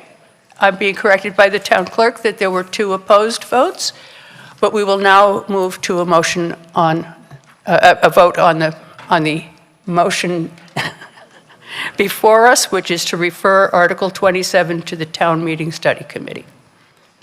All those in favor, please raise your ballots. Okay, and anyone opposed? There are a handful, let's see, yep, but it's clearly passing. Okay, thank you very much, and we will move to Article 28. Maybe I'll put my glasses on and see what I'm really looking at.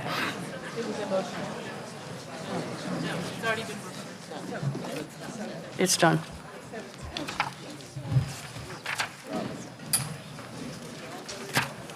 Oh, wait. Did we vote?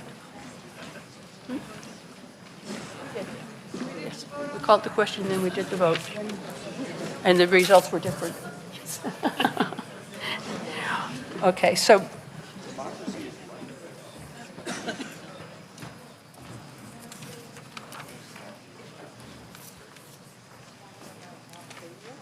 he's looking for help on how to get the presentation up. Got it? Okay, under Article 28, Mr. Gillis moves that the town authorize the Select Board to request a home rule petition from the General Court to allow remote participation at Concord annual and special town meetings with language substantially in the form of the draft bill in the current town warrant. Thank you, Moderator Flood, and good evening, fellow legislators. This is offered to you, Article 28 is offered to you, our legislature, in the spirit of this terrific quote from the National League of Women Voters website, with the goal of, in the future, making voting more accessible. It's been said that town meeting is the purest form of government, and that is because each and every registered voter in the town of Concord has the right to vote. But we all know that that right only exists if we are physically in this room at the precise time of the vote. This requirement to be here results in obstacles for many people. A few of these people are listed on this slide, but there are many more. The result of this in-person voting requirement is that at peak attendance, when there's a large number of people here for a special interest, like last night when there were 973 people at the meeting, at peak attendance, the average attendance is less than 1,000 voters over the last 10 years, representing less than 7% of the registered voters in town, meaning that over 93% of our fellow citizens, our fellow registered voters, are not involved in decisions that are consequential to our town. There's another group that is unfortunately not well represented at town meeting. These people are people age 40 and below. Many of us were born in and grew up in and were educated in and worked most of our lives in an analog world. The group of 40 and below people had their educations and their work lives entirely in a digital world. So for them, like even many of us, modern technology helps us work our way through our complex and busy lives by facilitating it with modern technology. Using modern technology can, if we chose to, make town meeting more inclusive, yet it preserves the important need to deliberate. We could have a hybrid town meeting where people like us could be in the room physically and others could participate remotely, like many do. Many do listen on the radio or watch on closed-circuit TV. The only thing they can't do is express their opinion in a vote. So deliberation could continue, yet we could include everybody, give everybody the opportunity to vote. If we wanted to do that, we would not be allowed to. Because I believe unintentionally, Massachusetts state law prohibits remote voting, remote participation. This is something that has been discussed by many towns across the Commonwealth, and 2 of them have already taken action by petitioning our legislature, our state legislature, to allow remote participation. Wayland, who has open town meeting just like us with thousands and thousands of voters, has petitioned the legislature, as has Lexington, who has representative town meeting with only about 200 representatives, yet they still believe there would be benefits in allowing remote participation. Perhaps we should vote not to move to remote voting, but rather to petition the legislature to give us the right to do so. We should do it now, perhaps, because this can be a multi-year process, and often you have to go back to the legislature multiple times. If ever we wanted to use remote voting and modern technology, the time to start is now. For the convenience of our select board, the warrant has a proposed bill just to help them draft the bill that they might want to put in front of our legislature. Please keep in mind that a yes vote does not endorse any particular voting technology or voting philosophy. That's something that we want to leave to the moderator study committee. A yes vote does give us options, but it does not require that we do remote voting at this time. It simply asks our select board, authorizes our select board to petition our legislature. As you think about how you would like to vote on Article 28, please keep three things in mind. One, the importance of inclusion. Two, the ubiquity of modern technology and how it can make our lives, complicated, busy lives, easier. And three, the freedom for us, the legislators of Concord, to decide how we would like to run our town meeting rather than leaving it up to our state legislators on Beacon Hill. Thank you. Okay, do I see a second for Mr. Gillis's motion? I do see several. And Mr. Dane, I believe you have another motion here. Thank you, Madam Moderator. Thank you, Mr. Gillis. For the same reasons that I made the motion on the previous matter, I now move to refer Article 28 to the Town Meeting Study Committee established by Article 26. Thank you. You may. Yes, is there a second for, thank you, we've got it. Thank you, Chairman Go ahead. Dane. I would just like to mention one thing.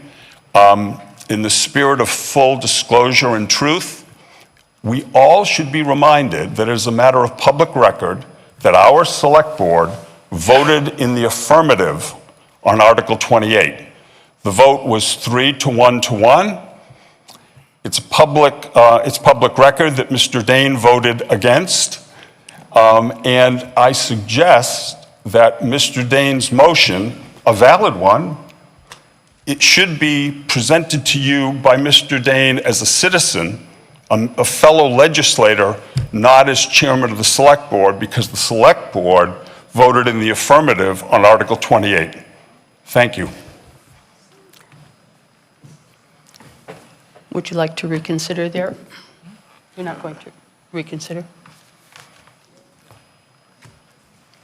I stand corrected on that issue, and I have presented this motion and the previous one, perhaps in error, as I am the chair of the select board, but I was speaking for myself, and the select board, after being presented with this opportunity, did not have the opportunity to debate and consider how we would act on this.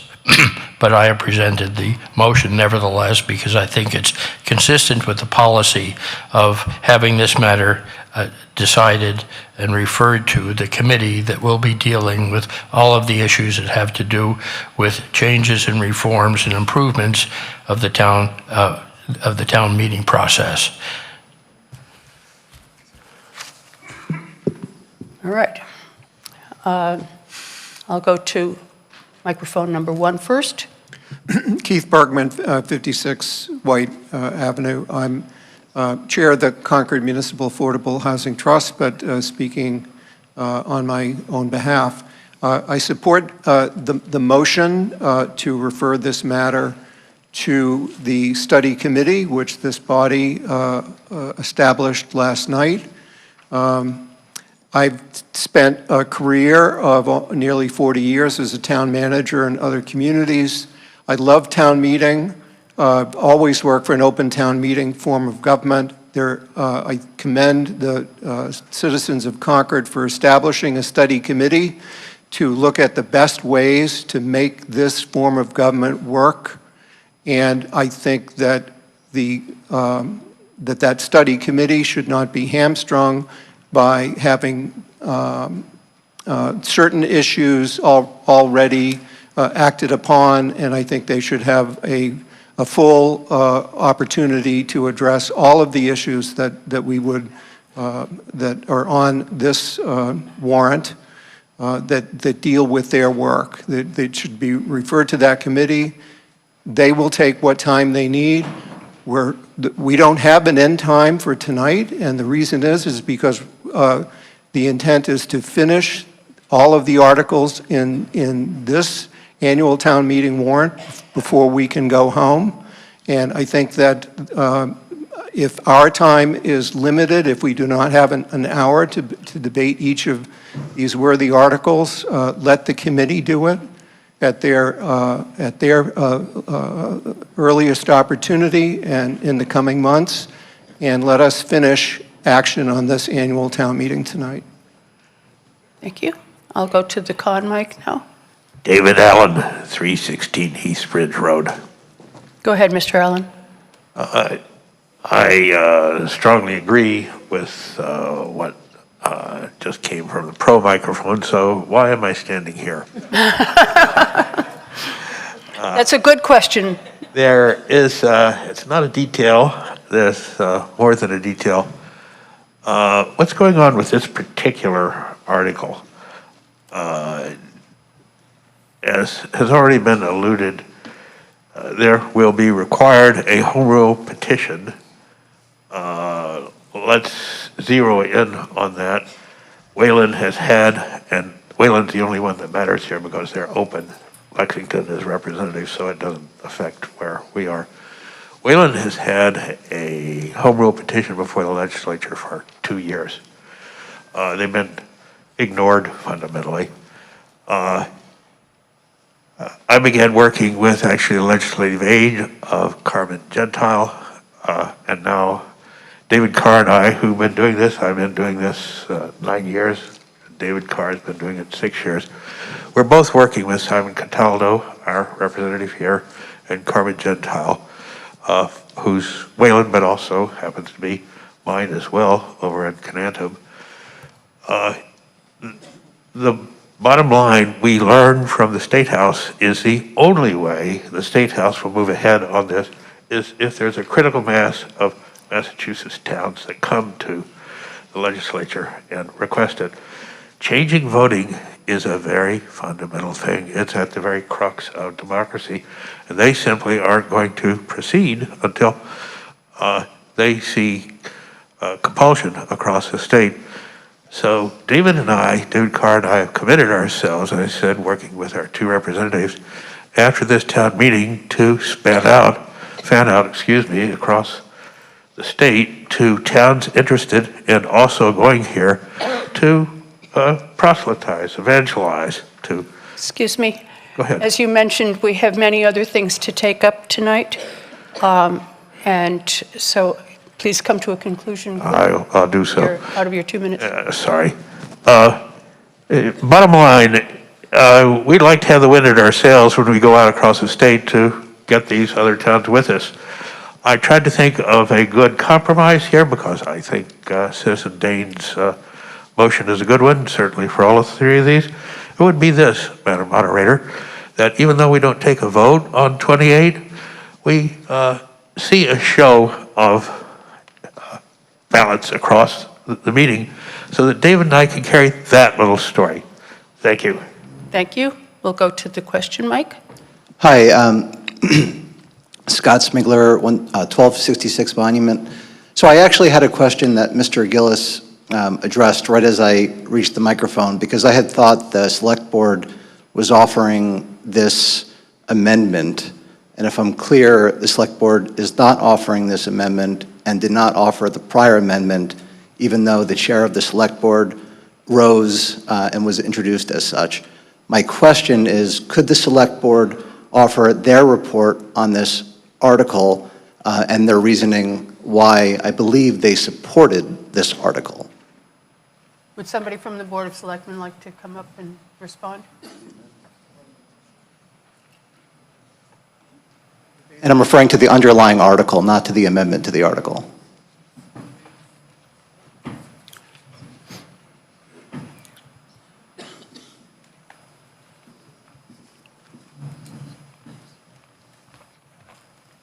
Terry Ackerman, I will try to answer that question.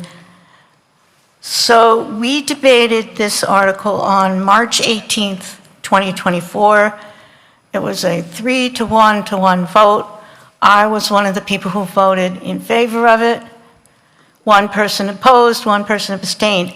However, tonight, about 5 minutes before the town meeting started, a citizen approached Henry, and I happened to overhear, and suggested this motion. And Henry liked that idea, and he made the motion. Now, the Select Board did not have a chance right then to meet and debate it. If we had, we may have made it as a board vote to do the amendment, but we didn't have time. If you want, we can take time now and have a huddle and do that. But hopefully that answers your question. With respect, when you discussed and voted to support this article, what was your reasoning? Well, I like the idea of the article. I also think the study committee should look at it. I don't want it to go away completely. I think one way or the other, personally, you're asking me personally because we haven't met again on this. I'm referring to when you met on the underlying article and you voted. Excuse me, your questions are I'm sorry. properly coming to the moderator. I appreciate that. I guess I would have to go back and look at my notes from that particular meeting now, because we've had so many different meetings and so many different votes, and I don't remember the exact discussion that night. In my 9 seconds remaining, Madam Moderator, is it typical for the Select Board to offer a report at town meeting when asked why they supported an article or did not? There are often times in my own experience, I'm not the town council, but there are often things that come up in the course of discussion at town meeting which take something on a slightly different track, and we are where we are right now with the motion to refer Article 28 to the town meeting study committee. Thank you. Okay, I'm going to go to the pro mic now. Hi, Kelly Green, 65 Allen Farm Lane. I'm pro for the underlying article and con for the amendment, so I don't know if I'm the right lane, but it seems to me that you could submit this petition and still have the study committee do its work. It doesn't seem like it would bind the town to remote voting. It would just potentially create the opportunity for us to do that sometime in the future, and it could be several years off. And I have a bit of concern with the study committee in that one of the criteria for inclusion on the committee is that you have to have a history of attendance at town meeting. And it seems that the people that are disenfranchised by the current system will not have that history and therefore will be excluded from the study committee. I've come to many of the town meetings and sort of balanced it with my husband and trading off times with the kids. But I look around and I see pretty much none of my peers are here, and they all came out yesterday and the day before for the school board votes. And the school naming, but there's really a limit to what people with children can do in terms of finding the time to come to town meetings. So I feel that with this option of just submitting the petition and carrying on with the study, I understand the desire to study it more, that seems reasonable, although I do have some concerns about the composition of the study committee. We're not supposed to applaud. except for people who are retiring or something. All right, I did want to make one clarification, and that is on the membership of the committee. In Article 26, the committee shall consist of 9 registered voters of the town appointed by the moderator. The members shall have among them the following experience and expertise. And one of those is knowledge of town government, familiarity with statutes regulating local government, a history of attendance at town meeting, knowledge of communication, voting, remote participation technology, and familiarity with common social media platforms, etc. So I think, and not each individual.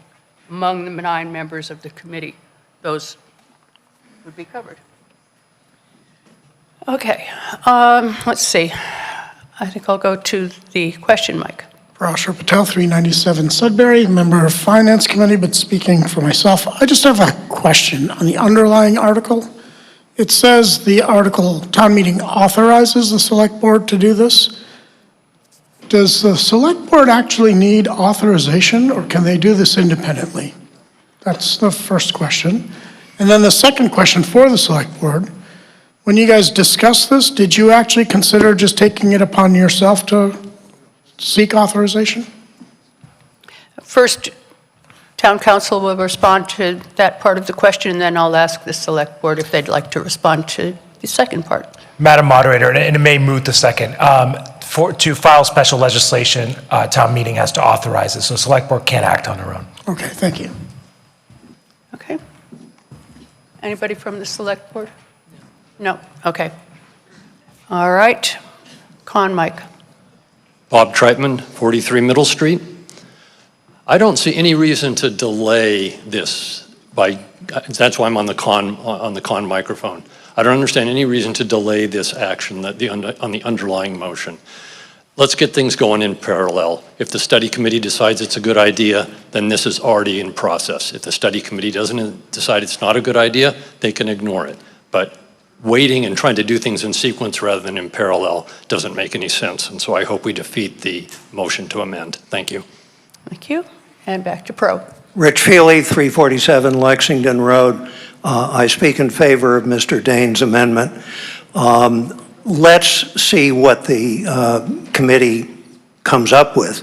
And they're not expected to come up with anything until the end of next year. So we have time to authorize, and we have a lot we want our legislators to do. And I think to ask for home rule now, and home rules don't have a very high batting average, until we know what we want, is sort of an act of political onanism, and I think we should wait. All right. Thinking it's going to be a long night. Go ahead with the question, please. Joseph Amar, 588 Bedford Street. I guess the question, Madam Moderator, might end up being asked to the other moderator, but is it beneficial for us to vote so that the process of petitioning the state will help in the future work of this committee that's been agreed to and formed? Will it help that we as a legislature have asked the select board to go to the state, or will it hinder? Because my sense is it'll help for that to be a tool that they can choose to use or reject. But I'm just curious, from the opinion of the person who's going to run a committee that we've already agreed to, is this beneficial to have the select board do, or will it hinder them? Would the select board like to respond to the question?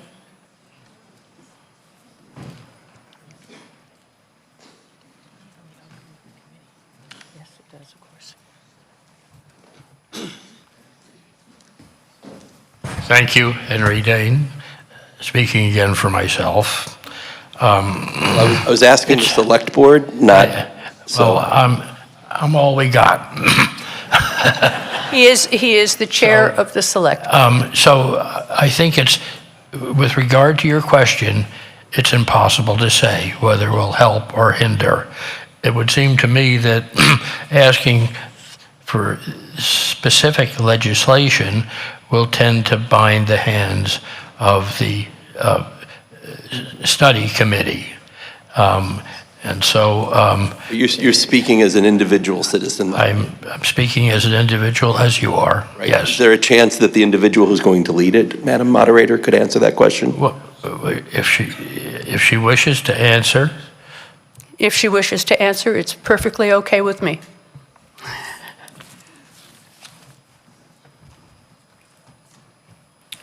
Carmen Reese, Town Moderator. I should note at the outset that I won't be running the committee. I will be a non-voting ex officio member. I will be there as a resource. So this will be a citizen committee that will be chaired and run by itself. And appointed by. But your question is whether it would help or hinder. It's hard to say. I guess it predetermines a question, and the question of remote voting is on the list of the things that the study committee is asked to think about. So I suppose it could be a little bit of cart before the horse, but I don't think it hurts, so it's hard to say. Thank you. Okay. To the con mic. Didn't you already speak? Am I wrong? Not on this article. Okay, no. That's what I'm thinking. Thank you. Steve Urza, 39 Cottage Street, speaking not in favor of the amendment, but in favor of the original article. Oh, it's the amendment that is on the floor right now. I am speaking con to the amendment. Okay, go ahead. And I think the original article is a very good article and timely, and I think it'll take time for the legislature to pass anything, so let's get started now. And I say con to the amendment. Thank you. Okay, pro mic. Okay, Margaret Foley, 295 Independence Road. I guess con to the amendment. This is one of the few times I've been at town meeting, and I guess I'd echo the comments that someone came up with previously, because as a working parent, it's difficult to get here. And I really think that if people had the opportunity to vote remotely, that you'd get far more representation. And I also think it's a DEI issue, because, I really do. I think it's about inclusion, and I think that democracy is representation. Thank you. Question. Hi there, Amy Kaiser, 294 Commonwealth Avenue. I so appreciate all the perspectives we've heard on this topic tonight. I would like to call the question, however. Can I do that? That's not debatable. Is there a second? Harry's right. You can't call the question after making a comment. Okay. Right. All in favor of calling, that was the second I was asking for your motion to call the question. Point of order. Point of order. I'm happy to take a point of order because I'm a little over my head here. The issue is that we have a long-standing tradition of not allowing somebody to make a comment, and then... I heard a few words in front of it. It was that she appreciated. Perspective. Yes. Would you come to the microphone and state your name? I'm actually just repeating other people with quieter voices. Take your mask off. My name is Abe Fisher. I live at 400 Hayward Mill Road. I'm the head teller. At the moment, I'm acting as a megaphone because I have a loud voice and other people don't. The point of order is that we have a tradition of not taking a motion to the previous question from somebody who starts by making a comment, even to the point of, I think I've heard enough, I'd like to move the question. That is, of course, up to your judgment, but that's basically what I've been asked to speak to. Can I retract my appreciation of people?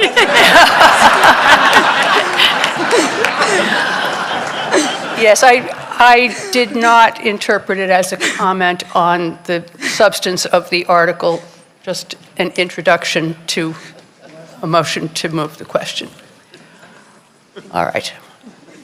How many people, please raise your ballot slips if you are in favor of moving forward with Article 28? No, the amendment. Move the question, I'm sorry. Yes, move the question. Anyone opposed to moving the question? Moving the amendment. Moving, no, moving the question, and then we'll vote on the amendment, okay? The question before us is the amendment. Okay. All right. Was there anybody, let me repeat that. Is there anybody opposed to moving the question, which is the amendment to the main motion? Whatever, yes, the referring of the main motion to the town meeting study committee. This is getting very wrapped up in things. All right. Was there anybody opposed? I see a handful of votes, so we will move to the vote on the motion to refer Article 28 to the town meeting study committee. All those in favor, please raise your ballot slips. Okay, and anybody opposed? Well, that's a good number of people, but I think it's overwhelmingly in favor. So I will declare that Article 28, in substance, has been referred to the town meeting study committee. And it is now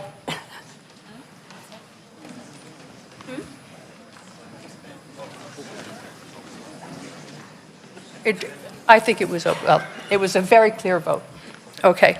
And it is now 5 minutes after 9, and we have several more articles to take up before, and I win the prize for one more here. So are you done?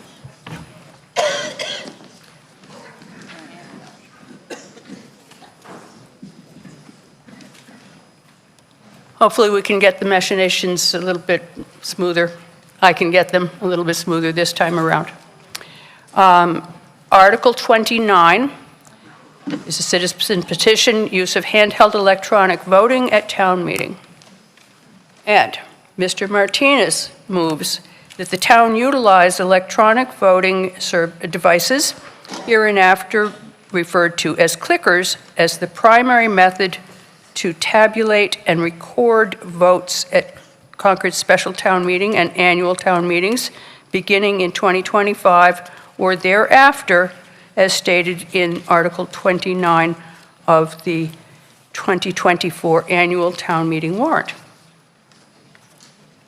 Go ahead. Thank you, I will write it. Madam Moderator. Please pay attention to the primary method. Where's the clicker? Does How do I somebody take advance the the clicker? slides? Is it- Scott, do you? The little handheld thing right on the top of the. Okay. Here we go. So please pay attention to the primary method. It addresses what-if situations. What if there's a high-interest article, we're short of clickers? What if there's a technology failure? It recognizes that the town moderator has broad discretion under law to address any sort of difficulty and to come up with a plan B. Clickers save money. The town of Wayland saved an average of 3.5 hours per annual town meeting over 10 years. Think about that. I'm not saying we're Wayland, but we could go from 3 to 2 nights. Clickers are going to reduce overtime costs. I counted 15 police, fire, and safety officials attending, saving 3 hours of their time, reducing keeping this facility open, and most importantly, respecting our collective time. The common clicker has 3 options: yes, no, abstain. It fosters independent voting, and it prevents a herd mentality. The system doesn't show voters the number of votes for and against until voting's over. And during the vote, there's no way to tell how your neighbors are voting. One thing I want to distinguish this article, there's no special legislation required. There's no home rule petition required. Our town moderator has had the ability and has the ability to institute clickers at any time. So let's look at our neighbors. We have Acton, Carlisle, Littleton, Maynard, Sudbury, Stowe, Wayland, and Westford. Maynard has reported a 20% increase in attendance after adopting clickers. I've spoken to the people in Carlisle and the town moderator there. They've noted an increase in attendance. I would urge the League of Women Voters from Concord to talk to the Carlisle League of Women Voters. My understanding is Carlisle loves clickers. What's that? Well, hopefully then, I'd love to hear from the Carlisle people, because they love clickers. So one of the reasons why I'm here, at least, is I strongly believe hand-raising at town meetings, suppressing voting, it's suppressing attendance. Look, we're not alone. Look at what Williamstown reported. Williamstown reported, quote, "There are people in the community that don't feel comfortable raising their hands one way or another to vote," and this is the real part you need to pay attention to, "and some don't vote at all." The number of abstentions we never hear about, but we should. We are not an elected representative legislature. We don't travel from our towns to Boston. We live with neighbors and friends in a small community. How we vote matters, is being viewed.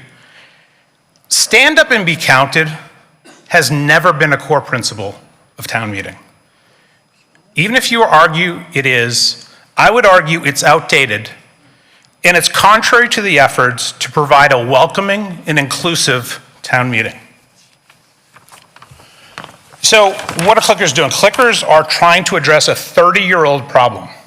The last time we looked at this was in '96.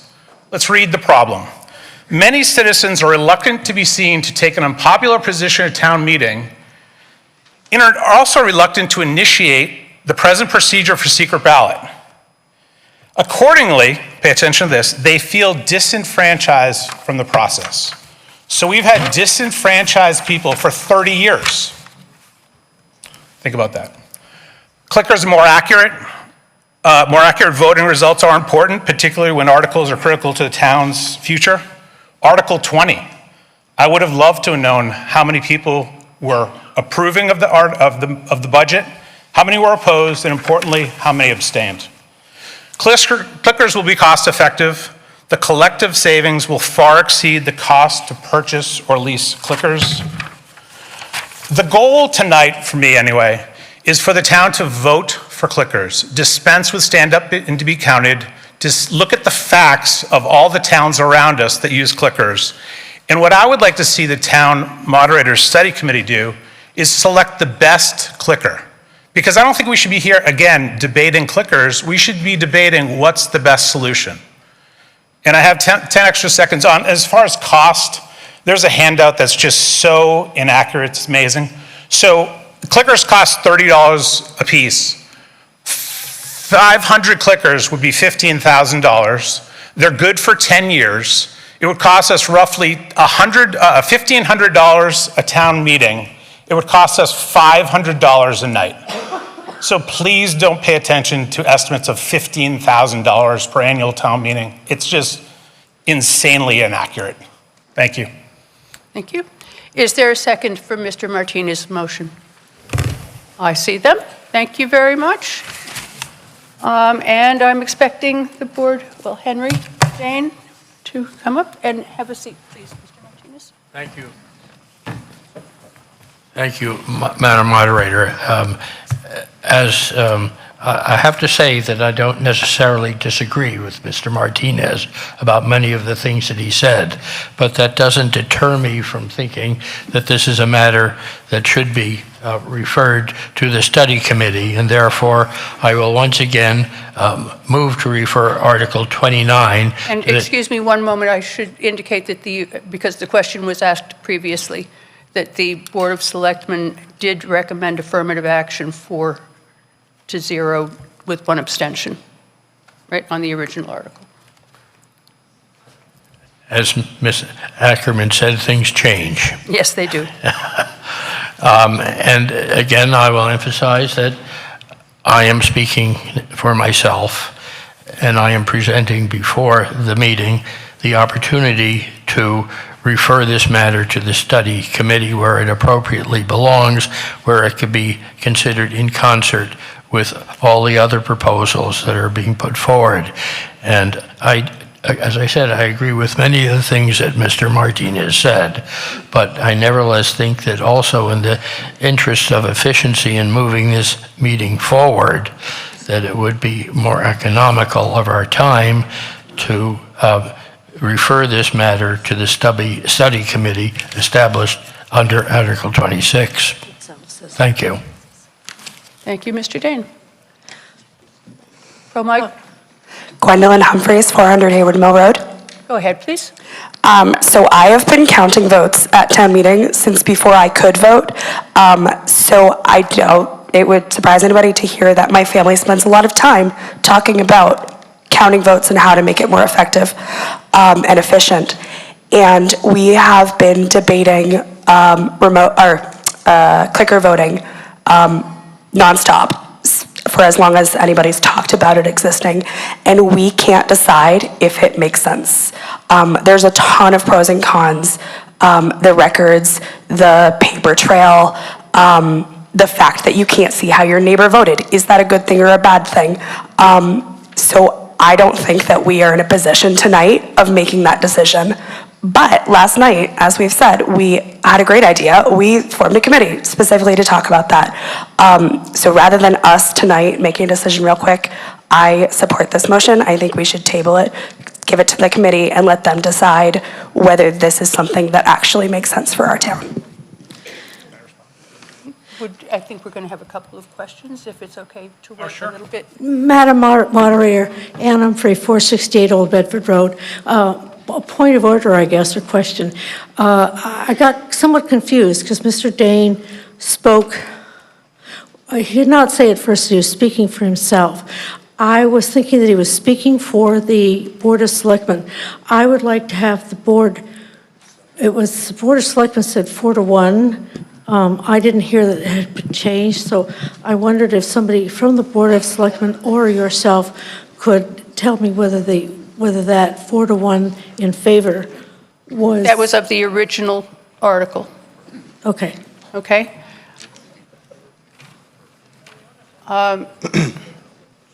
Would anybody on the Board of Selectmen like to comment on that? I see them conferring.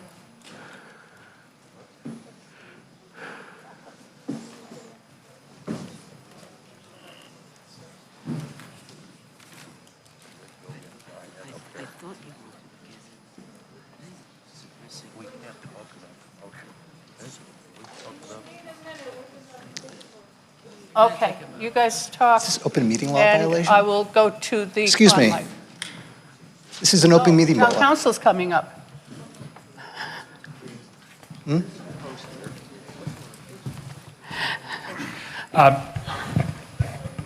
Madam Moderator, I believe there was a question of whether caucusing during town meeting is subject to the open meeting law. The answer is no. The open meeting law does not apply to town meeting. Okay. Thank you.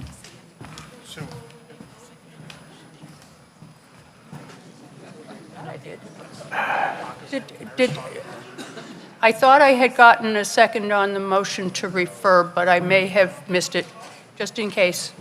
Yes. Yeah. Okay, so it's the second to the motion to refer. All right, thank you. And the con mic is next. Maybe he's too busy to? Sorry. Scott Smigler, 1266 Monument Street. I believe there are more opposed than are in favor, but I couldn't promise. This was the announcement from the auditorium after the second to last vote on the first night of town meeting. Why? Because when you're standing on the stage and people raise their piece of paper to vote, it can be incredibly difficult to judge closer votes. That's why our neighboring communities are switching from paper to electronic clickers with urgency, and we should too. The old way wastes a lot of paper, too. I lived in Sudbury before coming to Concord and saw close votes from the stage when I co-chaired the Finance Committee. Clickers made a huge difference. After close votes without clickers, one side left feeling the moderator had made an unfair judgment, which undermined trust in the town meeting practice of democracy. I remember one controversial vote before we had clickers, where thousands of people showed up filling multiple overflow rooms like this one. The vote ended up going to a paper ballot and every person got in line. It took hours to count the vote, with many people leaving early in disgust.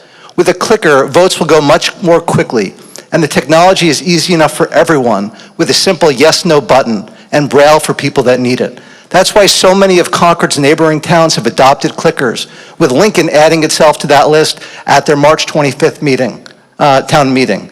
I'll end my comment by quoting Ned Perry, civil rights activist and former Concord town moderator for 10 years. In an article by Elise Young titled Equity versus Tradition, the double-edged sword of modernizing town meeting, he is quoted as follows: "When you adopt the clickers, it says to the townspeople, I respect your time. We can speed up the process by asking for yeses or nos and 20 seconds later, moving on. I believe there's no logical reason to wait. We should all make town meeting open to all." And I also have a question. What we learned, just one point of order, we learned that 5 minutes prior to town meeting, someone approached the chair of the select board with an amendment. We learned that from another member of the select board, and I would like to know if there was conference before town meeting started when they weren't in open meeting. Thank you. Okay. Who's speaking here for? I'm speaking for the Okay. Okay. Mark Howell is going to speak for the Board of Selectmen. Mark Howell, on Ersnack Hill Road, Madam Moderator. Go ahead. Speaking for the Select Board has just voted that we are in favor of the motion to commit this article to the study committee. Our rationale is that the study committee is charged with developing a comprehensive set of recommendations for town meeting, of which clickers, remote participation, and other methods may all be part, and we would like to see them all move together. Thank you. Madam Moderator, point of order. I did ask a question. Excuse me? You said commit. Henry's motion was to refer. I'm sorry, refer and commit are synonyms in this conversation. Okay. Madam Moderator, I did ask a question at the end of my comment whether the select board had prior to town meeting an open meeting when they discussed this 5 minutes prior to town meeting starting. Okay, thank you. Would you like to, what was that? So the response from my colleague on the select board was no, we did not. Okay. All right. Pro Mike next. David Allen, 316 East Bridge Road, Madam Moderator. Go ahead. I trust that we're debating this motion to refer commit, not the underlying motion.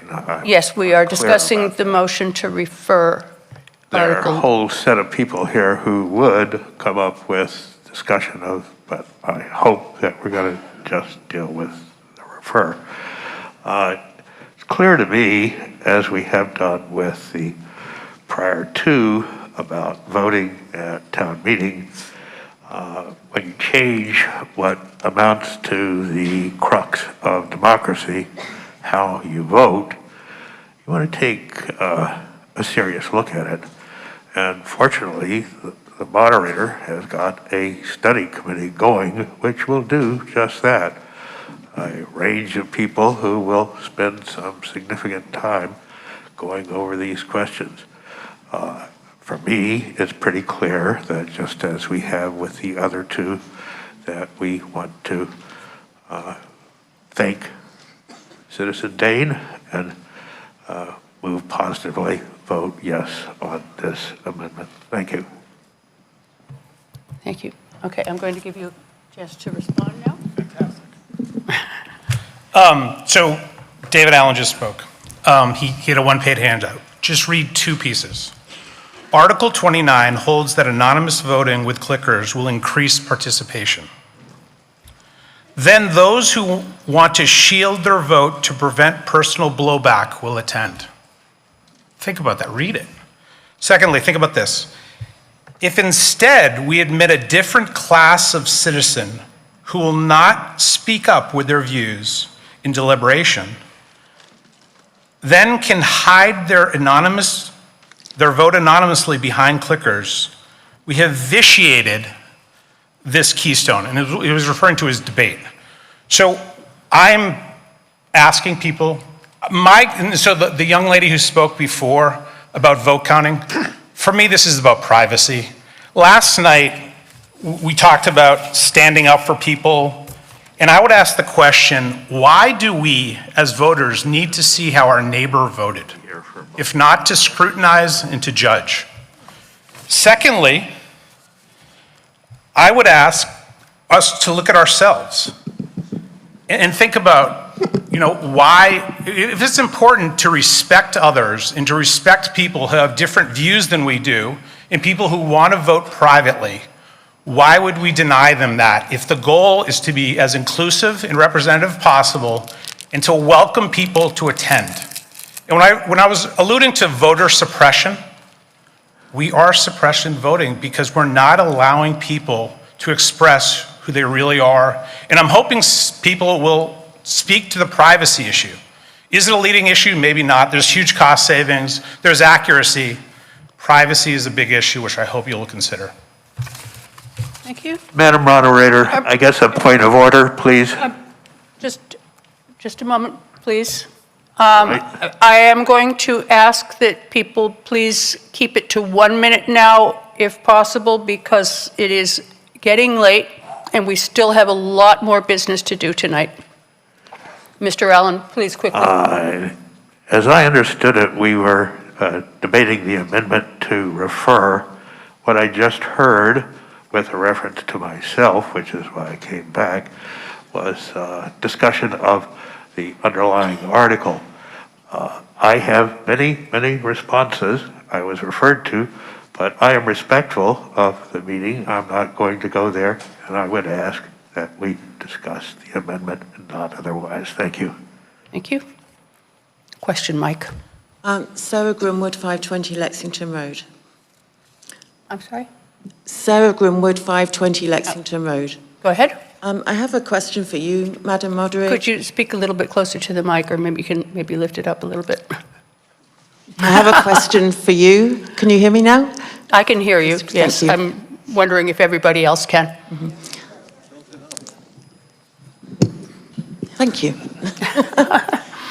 I remember several years ago at town meeting, we actually practiced playing with clickers, and I wondered if anybody knew why we didn't then adopt using them. The town moderator can answer that question. Thank you. We did an exit survey after that experiment, and the town was very evenly divided in the survey results on whether or not to use electronic clickers, with as many people opposed as were in favor, and it didn't feel like we were ready to do it at that point, and that's why we didn't adopt it. Thank you. On, Mike.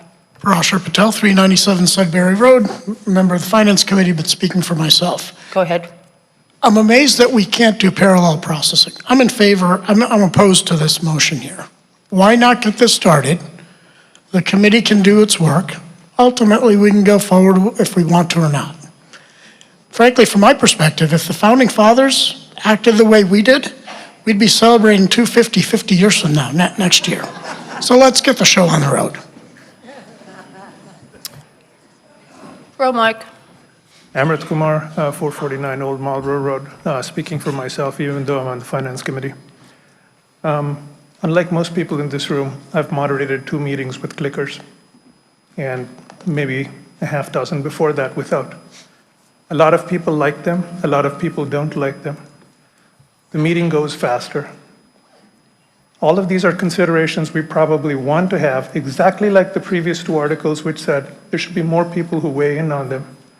There's a study committee which is going to be able to evaluate all these things. And if the committee recommends it, we can rent clickers and have them at the next meeting. We don't have to decide this tonight. We have a committee to look into this. Let's use the committee. Thanks. Thank you. Question, Mike. Ralph Reichley, 259 Independence Road. I'd like to call the question. All right, again, that is not debatable. Is there a second? There are plenty of seconds. All right. All in favor of calling the question, please raise your voting slips. Okay. And all those opposed to calling the question? Okay. The question is called. All those in favor of the motion to refer Article 29 to the Town Meeting Study Committee, please raise your voting slips. Thank you very much. And all opposed, please raise your voting slips. That is obviously more than a majority in favor of the motion to refer Article 29 to the Town Meeting Study Committee. And I can't wait to see who's on it. Thank you for putting up with all of the questions and confusion as things went differently than planned. Very much. I think everything of mine is still over there, and this is just yours.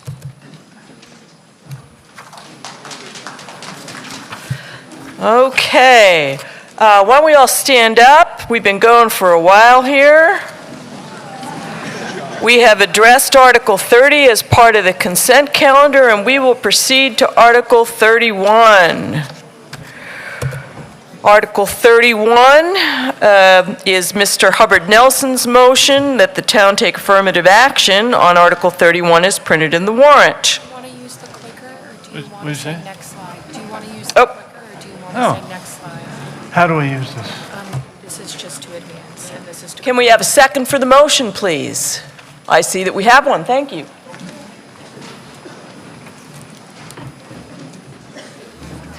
You are good to go, Mr. Hubbard Nelson. Thank you, Madam Moderator. I'm Brad Hubbard Nelson from the Climate Action Committee, and we are proposing Article 31. That works. The Climate Action Committee was formed this past year, and it is proposing this resolution which asks for two things. First, that the citizens of the town declare a climate emergency and commit to the action needed to address it. And second, that we update our emission reduction goals to be consistent with the state of Massachusetts. Next slide, okay, do that. During these spring days, remember how lucky we are to live in a comfortable place. But we know our climate is changing, caused almost entirely by emissions from the energy that we use and degradation of natural systems. Every year in the past decade had average temperature among the highest in thousands of years of human history. That's amazing. The consequences include unmanageable wildfires and frequent floods occurring in many places, some not that far from Concord. Last summer, you might remember the smoke from fires in Nova Scotia and floods in Vermont and other places, all made more likely by climate change. Over 2,000 cities and towns have declared this an emergency, including our neighbors in Acton. We are already living in a different climate than 50 years ago, and no matter what we do, it's going to get worse for a while. And we need to adapt to those changes, but our chief responsibility is to stop contributing to the problem. What we do now to lower emissions will have a big effect later in this century and beyond. Fortunately, Massachusetts, the legislature and governor both take this very seriously, and in the past few years, the state strengthened its emission reduction goals with a plan and policies to achieve them. And our Senator Michael Barrett has been a leader in bringing this about. Our town has been among the leaders in addressing climate for more than a decade as well. At 27 town meeting, we established our current emission reduction goals with Article 51. And then since then, we've adopted a climate action plan, one of the first in the states. And that outlines many steps that can be taken to lower emissions and make our community more resilient. At the 50,000-foot level, reducing greenhouse gas emissions means a couple of things. It means using emissions-free electricity. Since we own our own electric company, this part was easy once we decided to do it. And it means converting most of the energy we use to electricity, especially our building heating and cars. This graph shows we've made considerable progress since 2008, which was the first year we had good data. 2/3 of the emissions are from the buildings, our homes and other buildings, and 1/3 from transportation. Both are going down, and we've had about 37% emission reductions since 2022, by 2022. So we might be able to reach 50% reduction by 2030, which is what this article proposes as a new goal. However, our electricity being already green, the remaining work is more challenging. Electrifying buildings is doable, but it's not simple. But a few hundred homes have already done so, at least in part, several of which we showed in green home tours recently.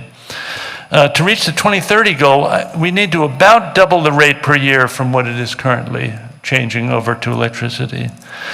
As a town, we need to continue to support the residents doing this through coaching and incentives through CMLP, the excellent work that they do. And similarly, changing to EVs, being supported by CMLP in the town. But there's barriers that we need to keep addressing, like being able to charge your cars if you don't have a garage in your house. Reaching our proposed goal will be a challenge and for all of us, and it's a meaningful statement that we value our children's future. So we ask Concord to accept that challenge and strengthen our commitment to reduce emissions deeply and quickly by adopting consistent goals with the state. And we can do that, but it's up to us to all to act. So we want Concord to be a leader because we can, and because the example we provide will help other communities all around the country do the same. Thank you. And I have 11 seconds. So I want to also say that the Climate Action Committee does need some new members in the next couple of months, and we welcome people that might be interested in participating. Thank you. Thank you for the public service announcement. The Select Board recommends affirmative action, and we'll hear from Mr. Howell. Thank you, Madam Moderator. Mark Howell, speaking for the Board of Selectmen. Or the Select Board. The Select Board recommends affirmative action on Article 31. By updating Concord's climate goals to include interim targets, as well as aligning Concord's goals with the Commonwealth's, we will be in a better position to track our progress and coordinate action across our region. Concord has been a leader in this area. This action will help ensure we keep making progress. We note that the Climate Action Committee, working with town staff, is preparing more regular reporting on our status with respect to these goals. The Select Board is supportive of that effort and recommends affirmative action on Article 31. Thank you. Thank you very much. We'll now open the floor to questions and comments on Article 31.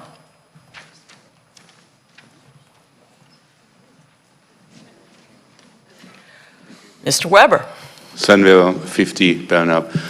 For me, it's more question on how the measured reduction in greenhouse gas is measured. You made a statement that CMLP or electricity is carbon neutral, which it's not. CMLP is using 48% fossil fuels. They are buying these kind of unbundled racks that are kind of a sticker you stick on top of the fossil fuel, but underlying the town is still using 45% fossil fuel for the electricity. So are you counting these unbundled racks as offsets and get to these goals, and it's clear these are not offsets? Or how do you look at this little kind of marketing trick? This is a pretty complicated subject, and the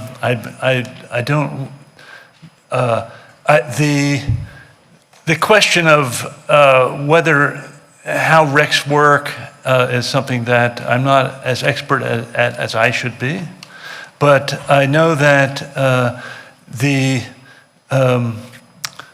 by doing what we're doing and continuing to buy more power directly from renewable sources or emissions-free sources as we can, that is essentially making renewable energy happen. Yeah, if you buy it, but again, this increasing electricity demand increases, or extends the use of fossil fuel. And so we have to be careful. I'm supportive of this, so I'm not against, but if we set a goal, we have to understand how we measure the goal. And if we do kind of tricks in measuring the goal, we might fool ourselves. And unbundled RECs are seen as greenwashing, at least in Europe.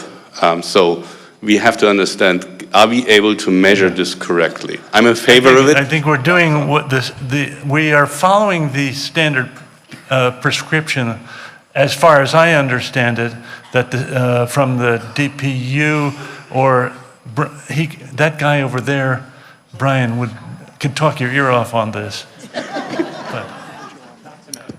I'd like Well, to ask the let's go to him next. Pro microphone.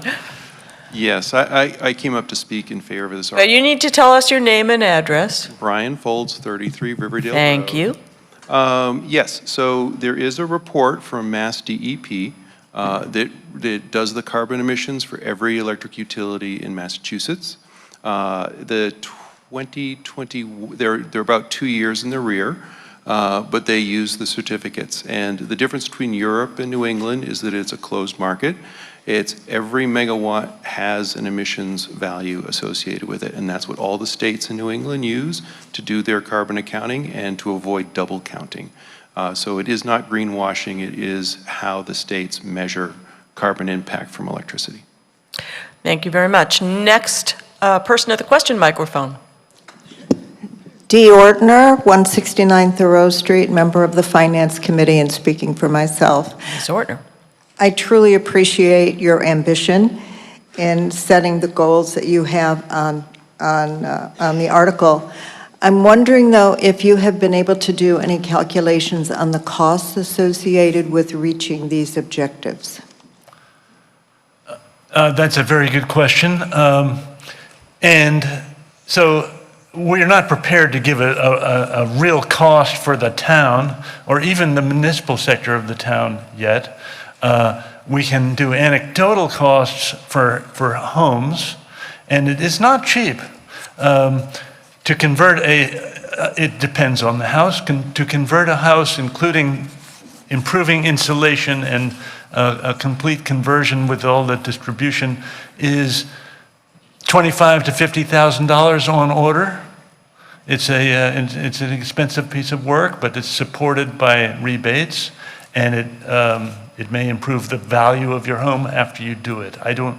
So it's a complicated question, but it's not too cheap.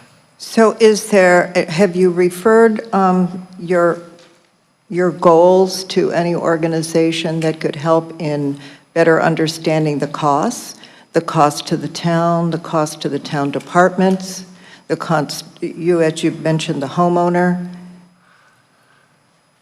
I work for an organization part-time that works on this, but it's complicated enough. There's just not a simple answer. In the thousands or millions, can you give us? Well, I gave you a number of, and this is off the cuff number, $25,000 to $50,000 for a home, and then you can multiply by 6,000 homes. Okay, but town departments and buildings and retrofitting buildings? We've just hired a facilities manager in town, and I think we're going to be looking at that. Okay, thank you. Thank you. Susanna Barton, 39 Oak Road. I have a couple of questions related to cost as well. I guess my first question is, by voting yes on this bill to warrant article tonight, are we committing ourselves to certain dollars?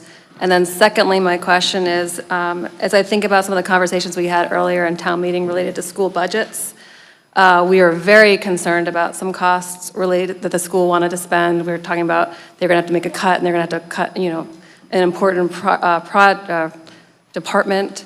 And then it also came up in that conversation that a lot of increased expenses that the school is facing are related to our higher utility costs. So I just asked this question related to this warrant about the costs and what conversations we're having about our budget process for the town in coinciding with this bill. Yes, so this is a resolution that, about adopting goals. Yeah, but There's going to be some cost associated with the goals, but it's not committing the town to a cost. Okay.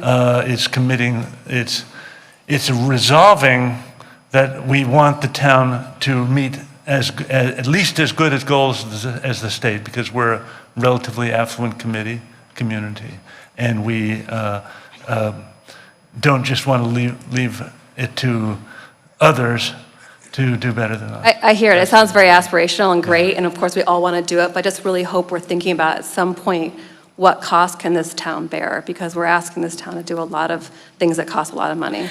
This is not an appropriation article. This is an aspirational article. Mr. Hubbard Nelson, you can have a seat. We'll call on you if we need you to speak. Question microphone. Wonderful. Justin Moy, 305 Ministerial Drive. Yes, sir. I had a question regarding the first part of the article about declaring an emergency. Is that like a legal thing with ramifications, or is it just symbolic? Mr. Hubbard Nelson, you can answer that. It's not a legal thing, but it is something we would refer to if the citizens of the town consider this an emergency, then we have to take it seriously. So I guess follow-up, is there a different way that, like, how would you declare a legal emergency versus a normal, like, symbolic emergency at town meeting? Well, I can help you with that. The answer to that is town meeting doesn't have the legal authority to declare an emergency, a legal emergency. That would come from the executive at the state level or at a town level. Okay, thank you. Yes. Let's go to the pro microphone. David Allen, 316 Eastbridge Road, Madam. Mr. Allen. The subject of costs came up. Not everything is in the book of accounts, dollars in and out. We are going to face extreme cost over certainly next decades and even next years. I think it's terribly important that what we do here in town speaks to the fact of that. Those of us who are a little bit ancient, who won't be around for a terribly long time, may not suffer it, but those in the generations after are for sure going to do that. I'm certainly appreciative of this article. I will also speak up and say we want our light plant to buy as much clean energy as possible and not wrecks, period. It's a matter of how much clean energy is available, but we need to be clear about that. Thank you for the article. Let's hope we go there. Thank you very much. Let's go to the con microphone. Joe Lauren, 134 Southfield Road. Mr. Lauren.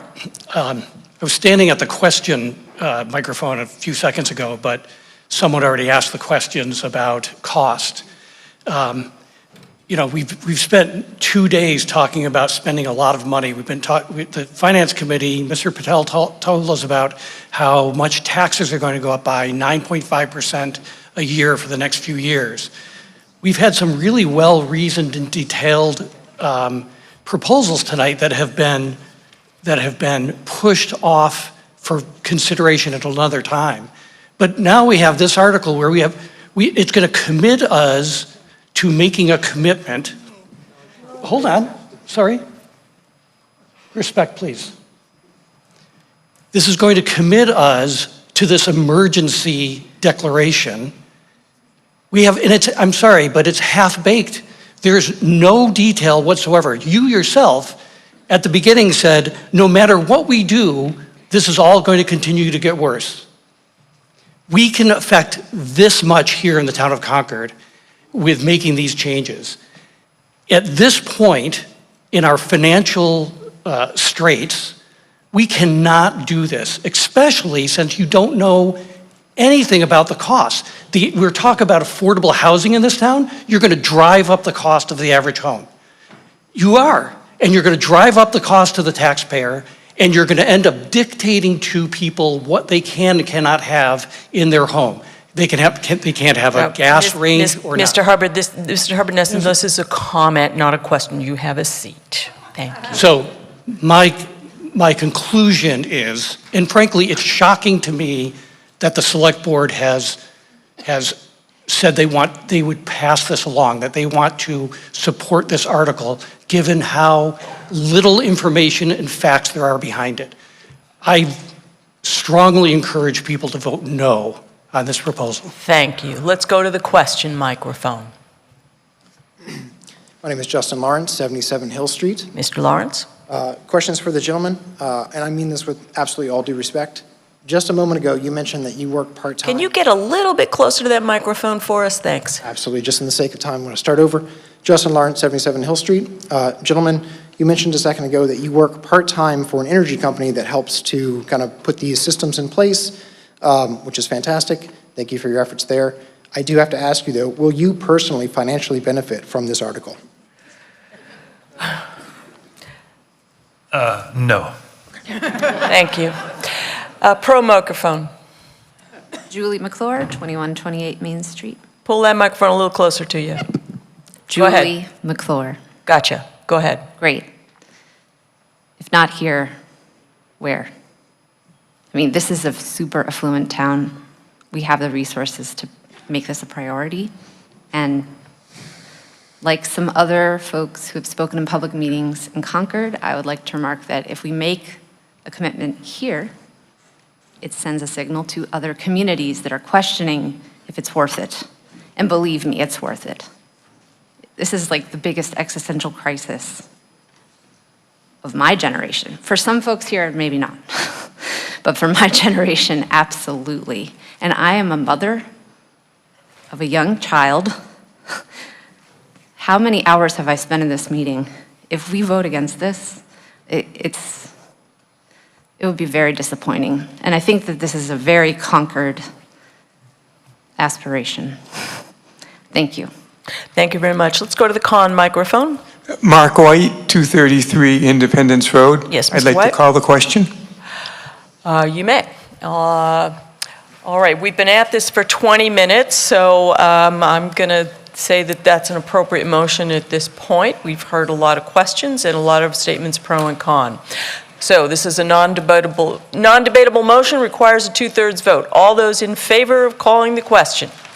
Thank you very much. All those opposed? Okay, that's almost unanimous, so it definitely carries. All those in favor of Article 31, this requires a majority vote. Please raise your ballots. Very good, thank you. All those opposed? That carries by an overwhelming majority, and I do so declare. We have dealt with Article 32 on the consent calendar, and we will therefore proceed to Article 33. You just called the question. We haven't voted on the motion. Oh, yeah, sorry. We've addressed Article, I have no motion under Article 33, so I'm declaring that we're taking no action on Article 33. We addressed Article 34 last night as a specially scheduled article, and we're therefore proceeding to Article 35. Okay, so the motion under Article 35 is as printed in the warrant. This does require a 2/3 vote. Could we have a second for the motion? I see that we have one. Thank you very much. Proceed. Awesome. Good evening, Andrew Boardman, 110 Hillcrest Road, Vice Chair of the Planning Board. This proposed zoning bylaw amendment seeks to allow two-family dwellings by special permit from the Zoning Board of Appeals in the Residence B zoning district. The Planning Board developed this amendment as part of an ongoing effort to further the Envision Concord goal of providing more housing options in town, which I'll discuss a little bit later in my remarks. This is the second time two-family dwellings have come before town meeting in recent years. In 2021, town meeting passed an amendment to allow two-family dwellings by special permit in Residence C zoning district, and to date, 6 special permits have been granted. This map highlights Residence B and Residence C districts. Residence B, the subject of this article, is in blue, and Residence C, where two-family housing by special permit is allowed, is in orange.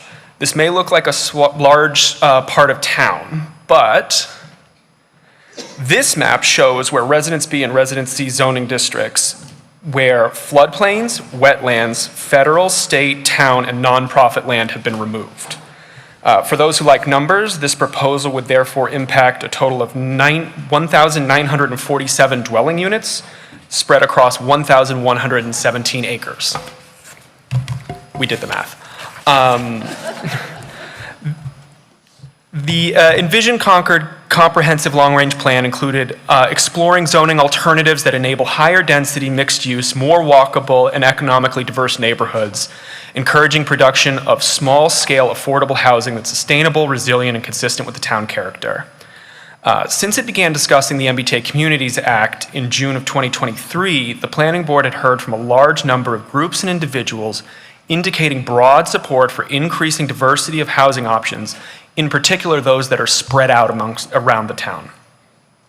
The special permit process gives neighbors a voice in what is built under this amendment because it requires property owners to notify abutters and place legal notices in the newspaper. This gives a forum for neighbors to raise and hopefully address their specific concerns about a proposed project. There are 8 findings that the ZBA must make in granting a special permit, including economic and community needs, traffic and safety concern, utilities and other public services, and impact on the neighborhood character, the natural environment, and the impact on town services. Finally, I want to note that this does not impact the zoning bylaw's maximum floor area ratio, which is how the town measures the massing of buildings. So just because it's a two-family doesn't mean it can be any bigger than if it was a one-family house. So we ask for your affirmative support on Article 35. Thank you. Thank you very much. I will note that the Select Board, the Concord Municipal Affordable Housing Trust, the Concord Housing Authority, the Concord Housing Development Corporation, the Concord Housing Foundation, and the Economic Vitality Committee all recommend affirmative action on Article 5. We'll now open the floor to questions and comments. I see a pro speaker there. We'll go there. Yes, thank you, Madam Moderator. I'm Nancy McJennett, 500 Thoreau Street, on the board of the Concord Housing Foundation and speaking for the Housing Foundation. The shortage of affordable housing, as we have heard all town meeting, is a real problem. The scarcity hurts buyers on both ends of the spectrum, from young families to seniors looking to downsize. Duplexes are a creative win-win to help fix the housing problem. Seniors living in houses too big for them could duplex it and rent the extra space to another senior or a young family. Because the footprint of the duplex cannot exceed a single-family house, the character of the neighborhood is not greatly affected, nor is parking a problem.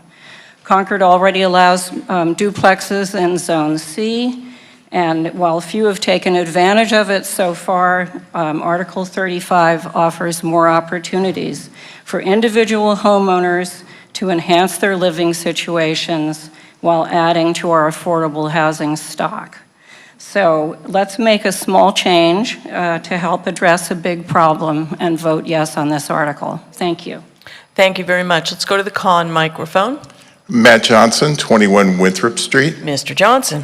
In 2016, I actually presented at this town meeting the floor area ratio bylaw, which did pass and it subsequently has in part helped to control the scale of homes in Residence C. But when it comes to Residence B, the bylaw is much less effective. And in fact, there are 319 properties that are Residence B properties, I did the math, that could support an 8,000 square foot duplex. Now you say an 8,000 square foot duplex, what is that?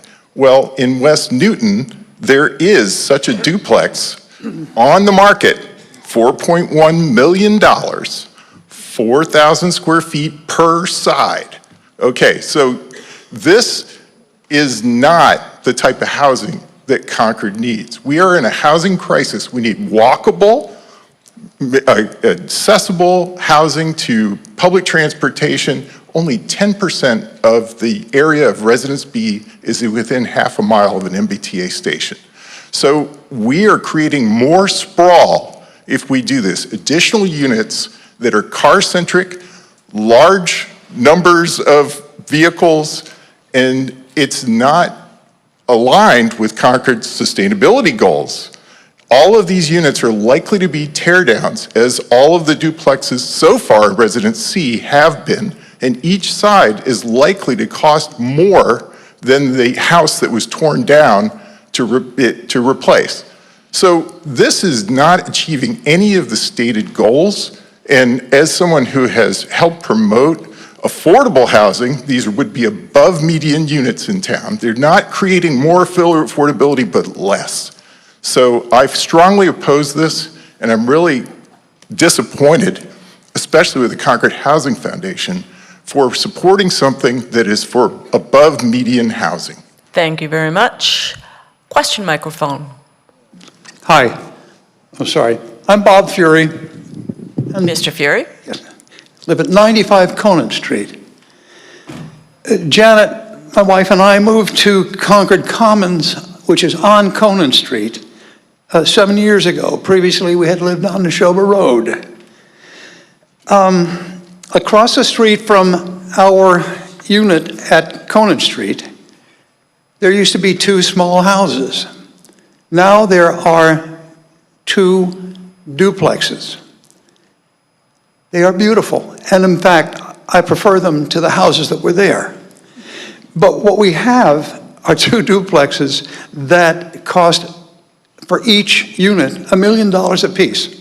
Just keep that in perspective. And the previous speaker spoke to that. But my question is prompted by a paragraph in the explanation of the amendment, which says, and I quote, "There continues to be broad support for more housing options within all areas of the town, in particular where there is little concern about excessive density." So my question is, given this broad support that's mentioned, why is this amendment limited to Residence B and does not include Residence A or AA? Thank you. Mr. Boardman? The simplest answer is we discussed it as a board, and one of the concerns is when you do something revolutionary, it causes an uproar. We've taken a more moderate approach in looking at how we can evolve the zoning code to create more housing inventory potentially. The idea is to just give people the tools to make a change that they're interested in making. I would tend to agree, personally, not speaking on behalf of the board, that if someone would like to put a duplex on a 6-acre property, that doesn't bother me at all because no one's going to see it and it's not going to have any of the normal concerns. But that goes beyond what we had discussed as a board of trying to effect affirmative change slowly over time. And it may be something we bring up in the future. I hope it is. Thank you. Thank you. Let's go to the pro microphone. Laura Davis. I live on Garfield Road. Ms. Davis. And I want to thank the planning board for putting forward this article. This is the article that I am most excited to support at town meeting this year. I am a huge supporter of allowing smaller units to be slowly and organically integrated into our existing neighborhoods. We know that we need more housing diversity in Concord. Not everybody needs, wants, or can afford a single-family home. And I think we should be welcoming those folks that don't fit the mold into more of our neighborhoods, not just relegating them to a few places where we might build multifamily housing. I'd love to see more seniors and young people living in and amongst families. And I think this is a great approach. And I'll just say from my personal perspective, I did not fit that mold when I moved here with my husband, not married at the time, my boyfriend at the time. And we found a little 2-bedroom apartment, bigger than an ADU, but smaller than a 2-family house, not a detached single-family house, in Residence B that would be illegal to build right now. And that was our toe in the door of Concord. And that's why I'm here. And I think that I think more families, more people housed in the same square footage is a fantastic land use strategy. It's a fantastic climate strategy. It's a fantastic diversity, equity, and inclusion strategy. And as a self-professed zoning nerd, I invite everybody to become a zoning nerd and see how when we change our zoning policies, we can really live into our values as a community, because I think that our current zoning situation is not serving us well. It's not delivering us the affordable, inclusive, welcoming, sustainable community that we want to be. And zoning affects our world in really profound ways. So I invite everybody to go home after this town meeting and read a few books on how zoning policy is connected to all of those things, because it is amazing once you start diving into it, how much it is shaping our world in ways that you're not seeing. Thank you very much. Let's go to the con microphone. Tanya Galis, 62 Prescott Road. Ms. Galis. Thank you, Madam Moderator. We live in the zoning B district. One of the assets we have in those areas are the trees, are the nature. And I'm very concerned that 2-family housing will have a negative impact. And people who know planning better than I do also just spoke about how it won't really create that much affordable housing. I was also going to raise the point that the person at the question microphone mentioned about why not also include A and AA areas. And I think it is kind of unfair to start the process from the relatively more modest areas of the B areas. We just passed the MBTA Communities Act.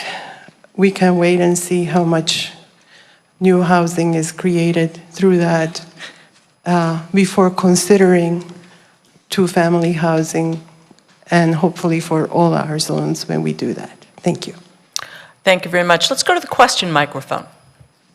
Pamela Dritt, 13 Concord Green. Ms. Dritt. What are the difference in lot sizes allowed in the different zonings? And is it possible to have if the lots are larger, does that mean the duplexes can automatically be larger? Is there a way of restricting them to not be double McMansions on one lot? Mr. Boardman, you want to take that? I don't have the specific numbers of lot sizes written down here of where the defined differences are. The Residence C tend to be smaller than the Residence B. That's why they were defined that way. But beyond that, the fact is that each lot can support a certain size house based on the rules that exist within the zoning bylaws. And if that house is a duplex, it can't be any larger than if it was a single family. So as was pointed out earlier, that may, in one or two lots, I don't know, I didn't look that closely at the especially larger lots, may result in a house that's larger, but that could have been a single family anyway. And that would be by right, it would not be brought before the Zoning Board of Appeals where all the neighbors could sit there and say, hey, this thing is gigantic, and hopefully bring that down due to how its character and the controls that exist within the Zoning Board of Appeals process. So there aren't any hard and fast rules other than to say every lot can support a certain size building as a maximum. What is the rules about that? It's defined in the FAR. I don't know it off the top of my head, but it's, Elizabeth Hughes may be able to help us out, the town planner. Madam Moderator, Elizabeth Ms. Hughes, Town Planner. I do not have the calculation for the maximum floor area ratio committed to memory, but what I can tell you is that Residence C, the minimum lot area is 10,000 square feet. Residence B is 20,000 square feet. Residence A is 40,000 square feet, and Residence AA is 80,000 square feet. For the building or the lot? No, for the lot size. The maximum floor area ratio is a calculation. That calculation is the same for each zone district, but the calculation is based on the actual lot size, not the zoning size. So it's a calculation of of an actual lot, what its square footage is, and it is comes up with a decimal fraction based on the actual lot size. And that calculation is the same for all 4 districts. Thank you very much. Let's go to the con microphone. Peter Lee, 140 Walden Street. Yes, sir. Once in a while at town meeting, I come and I realize that I am not very well prepared. I have to confess. Can you move that microphone just up a little bit? There you go. I have to confess that I have not understood the issues of this article up until tonight, and I'm quite surprised that Matt Johnson, whom I respect very much as a former select person and knowledgeable about zoning in this town, is opposed to it. I thought he would have supported this. So I'm a little bit shook up, frankly, because zoning is a matter where once you open up a zoning category, you cannot take it back very easily. It has huge financial impact on families, on people who want to have a duplex. I'm in favor of that. I'm in favor of apartments and higher density. But I'm afraid that we might be acting rashly. We have passed multiple articles. There's the prison property that we're not sure about. There are other articles we have passed that affect zoning and housing density in this town. So I'm afraid that I just feel uncomfortable. And if some of you feel uncomfortable also, I would suggest voting against the article. We can come back and pass it again next year if we really want it. Thank you. Thank you very much. Let's go to the pro microphone. Elizabeth Olson Mikowski, 1741 Wedgwood Common. Ms. Olson Mikowski.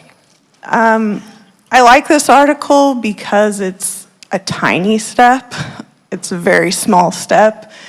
It's not even anywhere close to what we need, but I urge everyone to support it because we can't let the perfect be the enemy of the good, and we desperately need a change in Concord as far as housing goes. And even if we make more $1 million houses, that's still more houses. And the housing crisis is not gonna just go around us. It's not gonna avoid our town. And with the tax burden that's coming up, the answer to the tax burden is more density. The more residents you have that can pay taxes, the lower your taxes are gonna be. So I also, I live in a multi-family unit, and I would like to see more diversity. I would like to see people have more options. Thank you very much. Let's go to the question microphone. Yes, question. Why was there not... We need your name, Ms. Weinberg. Mary Weinberg, Hillside Avenue. Thank you. Why were there not flyers that related to the map, and it showed B? I could not tell where B was. Why was there not a map for handouts for us so we can understand where B is? Who was responsible for this article? Madam Moderator, this warrant article is changing the text to the zoning bylaw. It is not making any amendments to the actual boundaries of the district, so there is no map to go with the warrant article. Excuse me. The map that was in the I thought I presentation. saw a map with B, and it said B zoning. So, I couldn't see where that B was on the town. so that is the current zoning district for Residence B and Residence C. But I didn't know where it is. You know, but I didn't see that. I'm sitting back there. Does anybody know where that is? Back one. Do you understand what my question was? I do understand the So, question. well, for next year, I think it would be important, this is not a question, when you have something like this, a handout, so we can actually see what part of town this is. I think it's a very important. Because I don't know what you're talking about in the areas. Thank you for the question. Let's go to the Con microphone. Mark White, Independence Road. I'd Mr. like White. to call the question. Well, we've been talking about this for 20 minutes.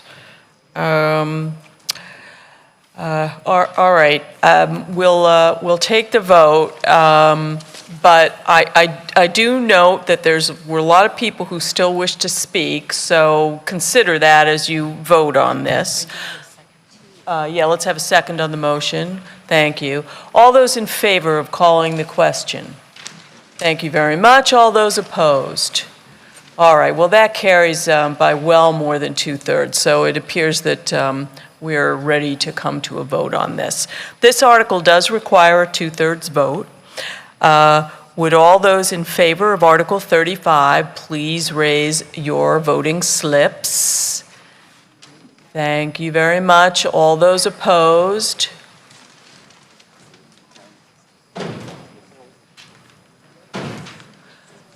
Put those down. All those in favor, one more time, please. All those opposed?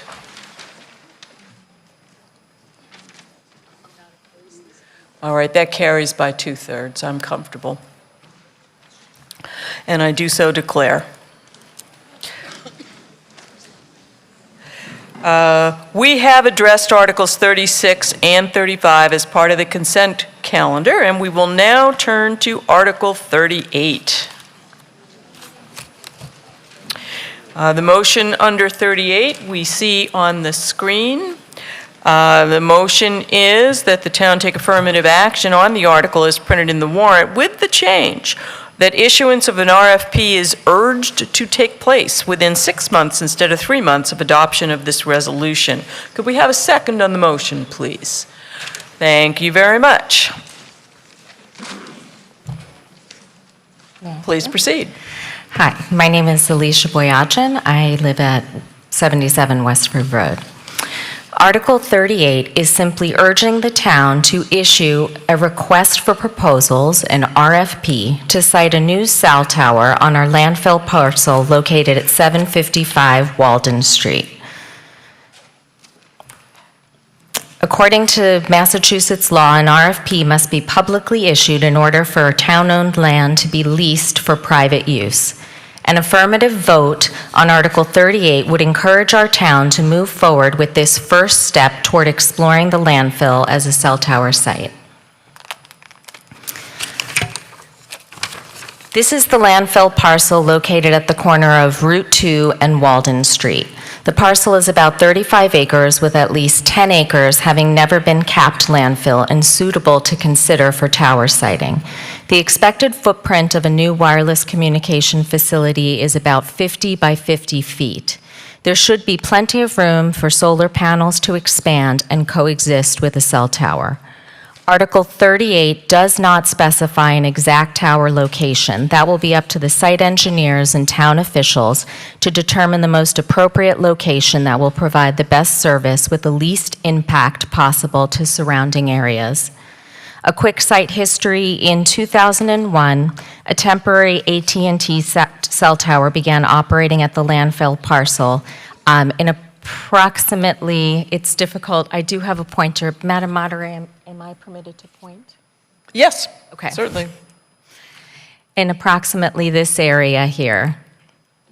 Opposition led by the Lincoln-based private conservation group Walden Woods Project deterred the wireless company from pursuing a long-term lease, and the tower was vacated from the landfill. Walden Woods also made at least 2 unsuccessful attempts to buy permanent restriction on our landfill parcel. Both of those articles failed to pass at town meeting, which suggests that the town's preference is for the parcel to remain in public use. Next, I'm going to quickly share some computer-generated coverage maps that were commissioned by the town. Modeled coverage maps only predict how a tower might perform based on a set of chosen parameters. These maps, however, are not 100% accurate to how a proposed tower will actually perform in real life.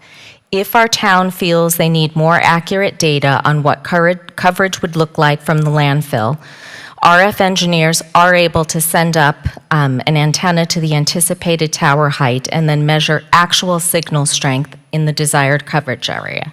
However, we don't have that kind of concrete data available for this site, so we must rely on these kinds of maps. So this map was part of a comprehensive analysis commissioned by the town in 2003.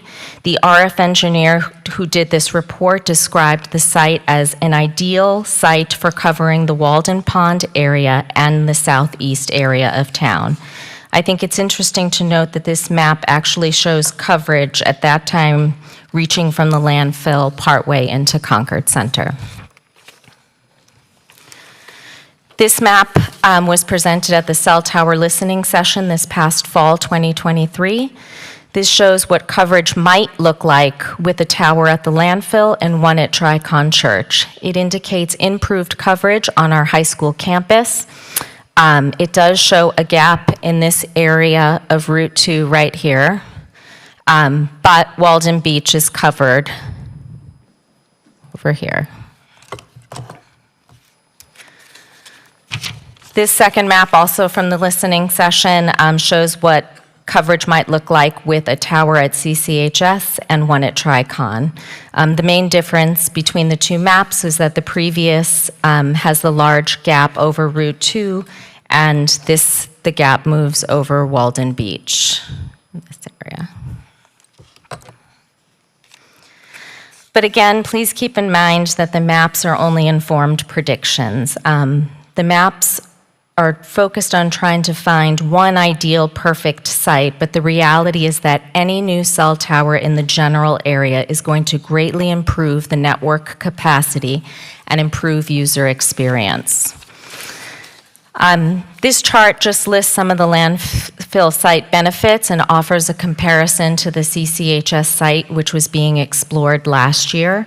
I think 2 of the most important items on this chart. The first is distance from schools and homes.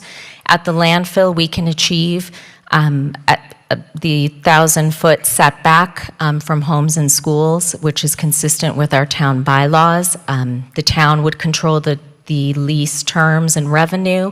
The site is more remote and secure, avoids attractive nuisance issues.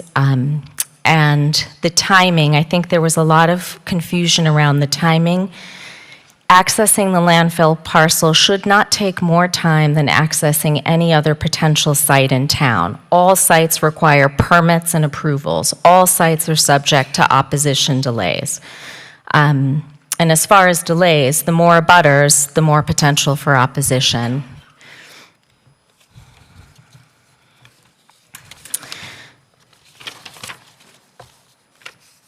The landfill site is the best option we have for improving service while maintaining reasonable distance from homes and schools as recommended by our bylaws.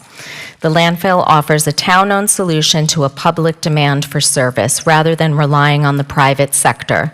An affirmative vote on Article 38 will demonstrate strong community support for a new tower at the landfill. This evidence will be helpful in supporting the project through all permitting processes and signal to the wireless companies that we are ready to move forward with improving service. I do want to just make a quick note that we will not be moving forward with Article 39 at this time, which is also to discuss a RFP for Kai's Road. The Public Works Department did share some, Public Works Commission did share some concerns about impact on operations, and we felt that it was best to focus on Article 38 at this time. And the very last point I'm going to make is that you may have received an opposition flyer on Article 38 from the Walden Woods project as you entered the building. And this flyer, there are actually a couple, do contain some inaccuracies, so I hope that the voters will bring some questions and comments to the floor. Thank you very much. Does the Select Board have a recommendation? The Select Board recommends affirmative action on Article 38. Thank you very much. We'll open the floor now to questions and comments. Let's start with the question microphone right here. Hi, Dean Banfield, 73 Walden Terrace. Mr. Banfield. I'm a chair of the Solar Implementation Task Force. I'm speaking for myself. We did look at this site for solar, just to point that out. My question is, what is the feedback from the Public Works Commission on this site? You said that they had some concerns about the Kai's Road site. What was their feedback on this site? Would you like to take that for us?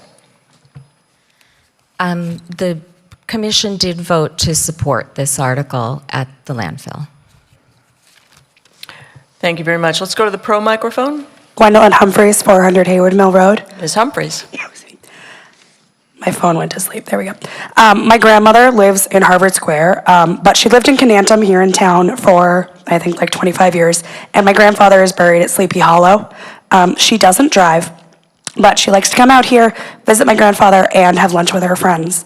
And then her friends drive her all over town until she can get service on her phone to call her Lyft or her Uber to get home. And we desperately need more service in town. I don't know about you all, but if I look down at my phone, it says SOS. I have no service right now whatsoever. This tower would be directly across the highway. We would have great service here. This is what we need. It's a great site. Please vote yes.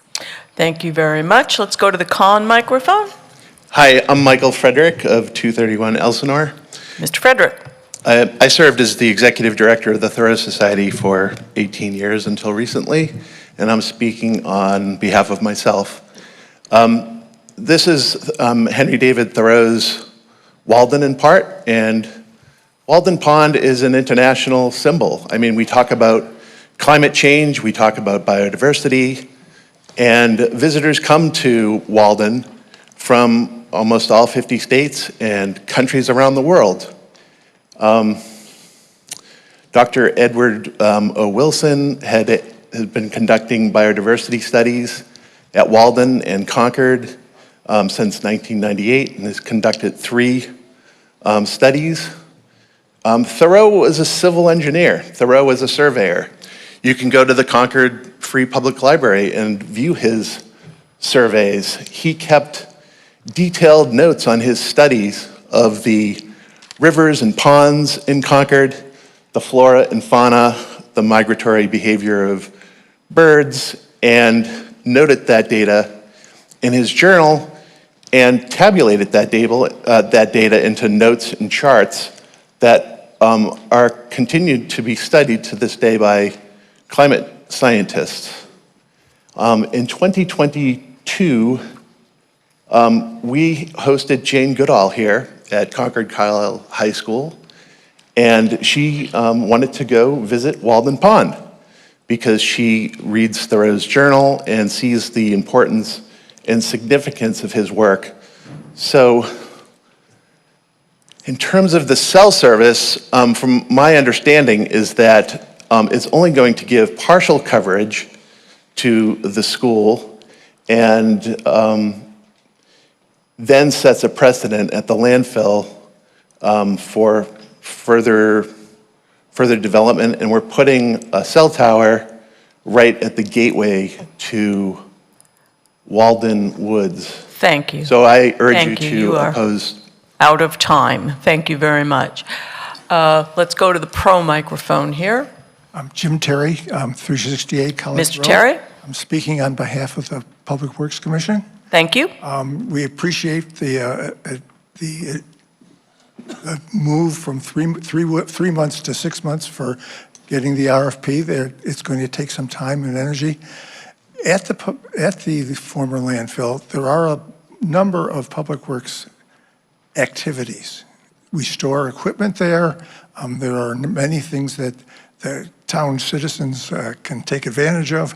And we are looking for additional ways that we can use the landfill so that we appreciate the fact that we are going to have to be careful as to where we potentially site this so that we do not deteriorate the abilities to do the things that we need to do at the landfill. Thank you.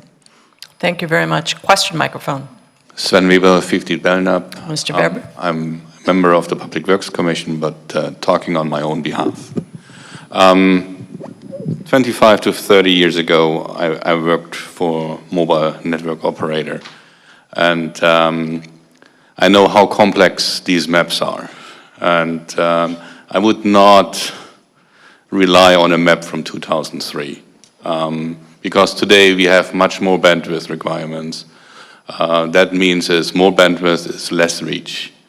So I have the sense that perhaps this should be done in a different way, that we say we have to update these maps to get current data. And wouldn't it be better to have an RFP out there where the town asked network operators to say where is the best position based on today's high bandwidth, low reach technology to cover the areas we want to cover, instead of second guessing from data from 2003.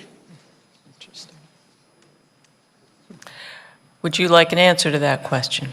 Yeah, or is that an observation? Yeah, so I think my question to you is would you consider, or would you think that should be updated, or are you saying no, 2003 data is absolutely fine? You may respond.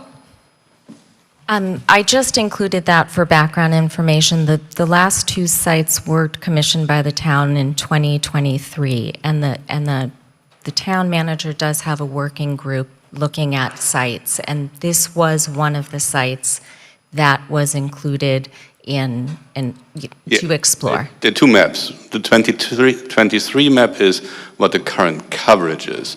The 23 map, you said, is what the potential reach of the base station is. So the potential reach today is much less because it needs to have more bandwidth. Yeah. So I would not on reach rely on data from 2003. You need to know today where do you place the base station, ideally, and then make the request to us or wherever to say, I need it there. I understand. I think there was a little bit of confusion. Those 2023 maps weren't current coverage, they were projected with theoretical towers, one at the landfill and one at Tricon. Those were theoretical. Thank you very much. The con microphone.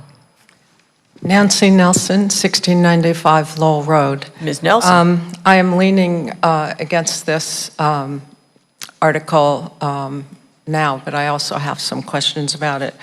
My reasons are that I'm confused a little bit about why this is a citizen petition rather than a formal proposal following analysis of all kinds of impacts, for instance, to sensitive areas. And why is it not a town proposal? There has been apparently no view shed analysis. There are many historic and sensitive natural area sites around here. Today, the National Trust for Historic Preservation declared Minuteman National Historical Park, Walden Woods, and many other historic sites around this area as part of a list of 11 of America's most endangered places. I know the Walden Woods project probably still opposes this for reasons that have been historically true.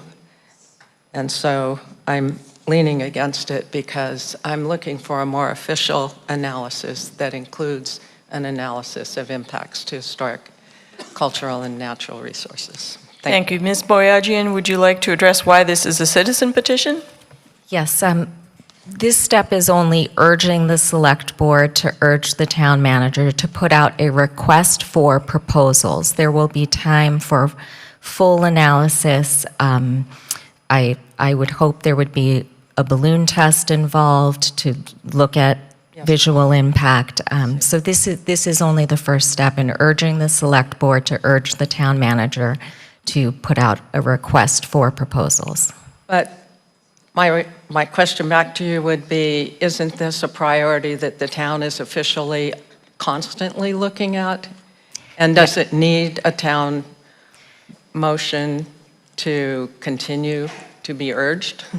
We felt as citizens we wanted to contribute to the conversation, to show support, to garner, if we are able to have an affirmative vote on this, then that is evidence that we can hand off to our select board, to our town manager, everyone working on the problem, to say the community is in support of this site. Okay, I still think it's missing important analysis, and someone else did refer to the age of previous analysis. Thank you very much. Let's go to the pro microphone. Thanks. I'm Gail Heyer, 54 Nancy Road. Ms. Heyer. Thank you. So there's been some talk about lengthy permitting, and can you hear me okay? I feel like... Yes, thank you. There's been some talk about lengthy permitting, environmental impacts, competing use conflicts, and as an attorney with over 20 years experience doing environmental permitting for wetlands, habitat, and landfills, I decided to take a close look at these issues. And regarding whether a cell tower might compete with the solar use existing and planned, I reviewed the 2013 permit issued by the Massachusetts Department of Environmental Protection for the solar panels that are now on the landfill site. These plans show the location of the soil cap and a flexible membrane liner that covers the waste. When I spoke with the Mass DEP office that issues this permit, I learned that their concern is that the cell tower use would not impact the final cover system. The permitted solar array was built on the liner. A special rack system was used instead of posts to support the panels. And I think I said that sorry, I'm just looking at my notes and I don't see the part about the phase 2 permit. The existing panels take about 4 acres. The next proposed array, which was part of an article that was pulled, but the plan 10 or so years ago was to put the additional panels on another part of the liner. So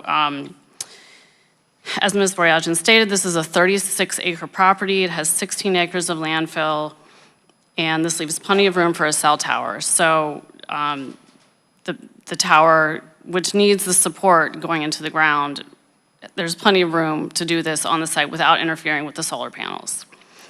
So a final point about the DEP permit, their policy states that it would be issued in a matter of days once DEP has a completed application. So definitely not a lengthy permitting process.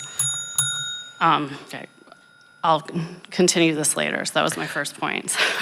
Sorry, you were out of time. Let's go to the question microphone. Tanya Galis, 62 Prescott Road. I was curious what Ms. Boyajian had to say about inaccuracies in the handout. I wanted to know more about it. Thank you. Ms. Boyajian, would you like to address the inaccuracies in the Walden Woods handout? I don't have the handout in front of me, and I didn't memorize all of them, but maybe I could have some help from, I don't have the flyer in front of me. I was hoping that people...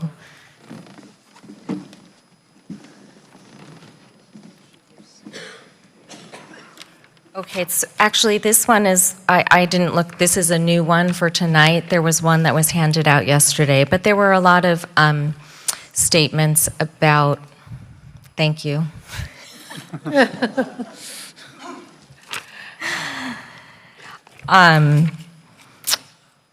One thing that was pointed out was that it would not, they were pointing out that this is not going to solve Concord Center coverage, and I just wanted to point out that this site was never meant to cover Concord Center. This was to cover the gaps near the high school and Route 2. The town is looking at additional solutions to address Concord Center.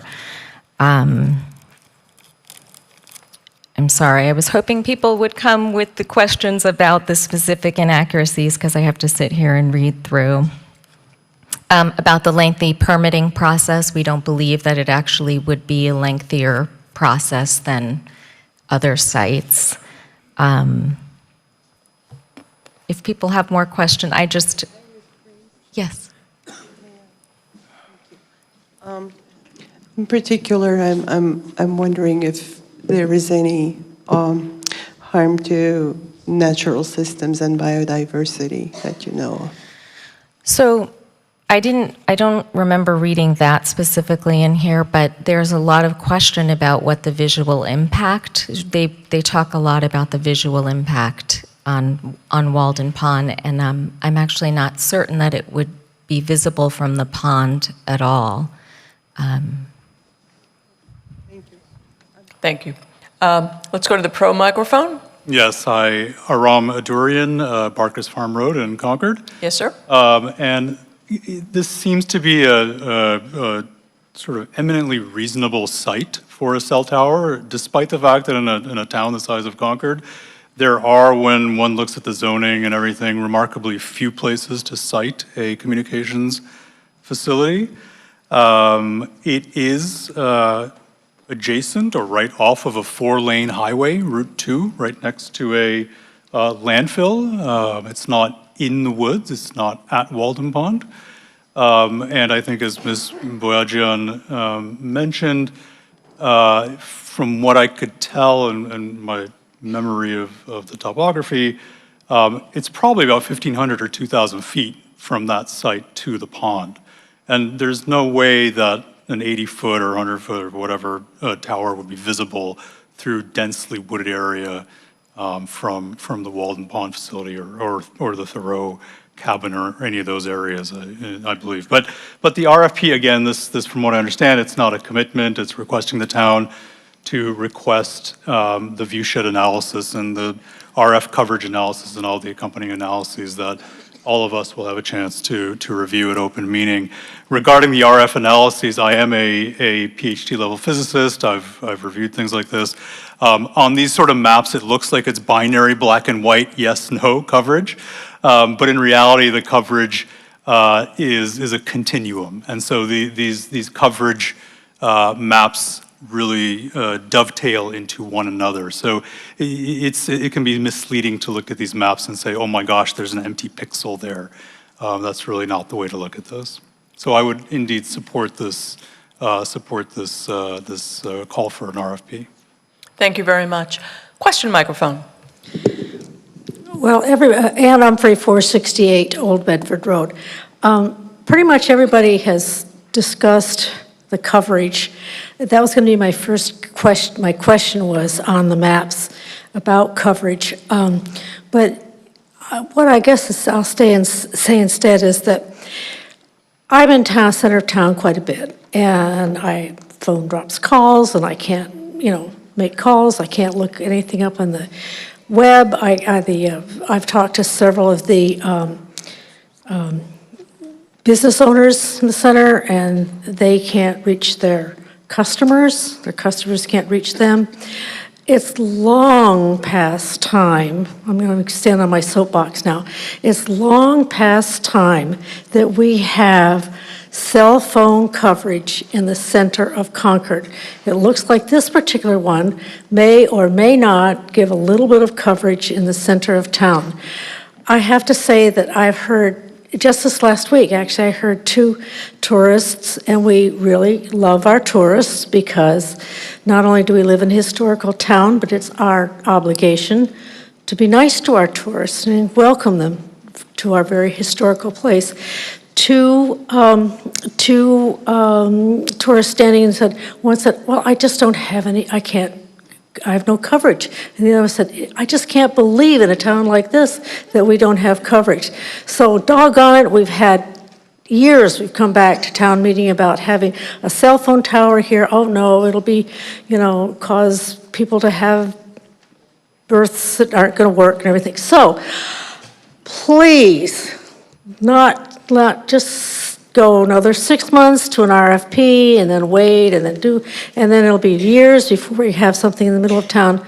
Let's just not dilly down, let's just dilly-dally around. Let's put something in the center of town. Thank you. Thank you. Let's go to the pro microphone. Hi. Oops, sorry. Serena Cruzina, 1501 Monument Street. Yes. I'm one of those parents who couldn't come yesterday because I didn't have childcare. My husband wasn't home. But my kids are almost old enough to be left home alone, and I cannot do that to come to town meeting because there is no way for them to call me if anything were to happen. My phone has been on SOS the entire night. It is a question of safety. It is a question of urgency at this point. We can't just keep waiting for the perfect site for the tower. So more studies are great. We should vote in favor of this and move on and try to get some service in town. Thank you. Thank you. Question microphone. Rashtra Patel, 397 Sudbury Road, member of the FinCom, and I call the question. All right. Well, we've been at this for a little while. All those, this is non-debatable. It does require a second. Do I have a second? I see that I do. All those in favor of calling the question, thank you very much. All those opposed? All right, that's near unanimous, so that definitely passes, and we will now move to a vote on Article 38. All those in favor of the article, please raise your ballots. Thank you very much. All those opposed? That carries by a very wide margin, and I do so declare.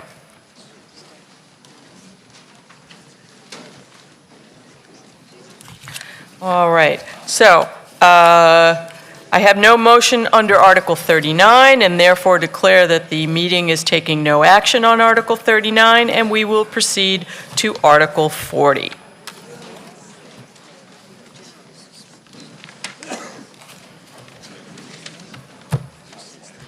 The motion under Article 40 is that Mr. Flint moves that the town take affirmative action on the article as printed in the warrant. Could we have a second for the motion? I see that we have one. Thank you. And I would note that the Select Board and the Concord Municipal Affordable Housing Trust, the Concord Housing Development Corporation, the Concord Housing Authority, the Concord Housing Foundation all recommend affirmative action, and the Finance Committee represents affirmative action with the exception of item F, and we'll hear from them a little while later why there is that exception. Mr. Flint.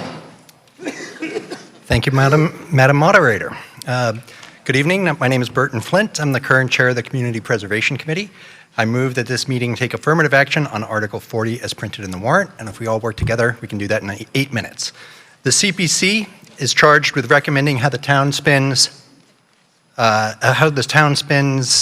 its Community Preservation Act dollars in support of historic preservation, community housing, and open space and recreation parks projects. CPA funds come from a property tax surcharge and state matching funds. This year the match is about 21%. Grants primarily go to town-sponsored projects. However, they can also support community organizations.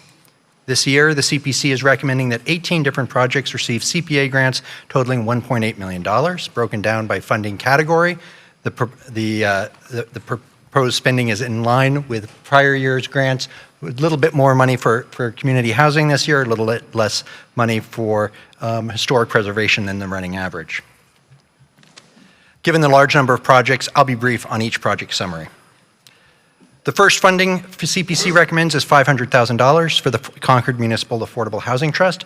This funding is not for a particular project, but rather to fund the trust's reserve, enabling it to in turn further the town's affordable housing goals in coordination with the Concord Housing Development Corporation, the Concord Housing Authority, and the Concord Housing Foundation. CPC recommends $33,500 for Concord's share of funding for the Regional Housing Services Office, as we have annually for several years running. This modest grant has large returns in terms of coordinating affordable housing programs in the region and gaining access to resource staff expertise in developing and maintaining the town's affordable housing.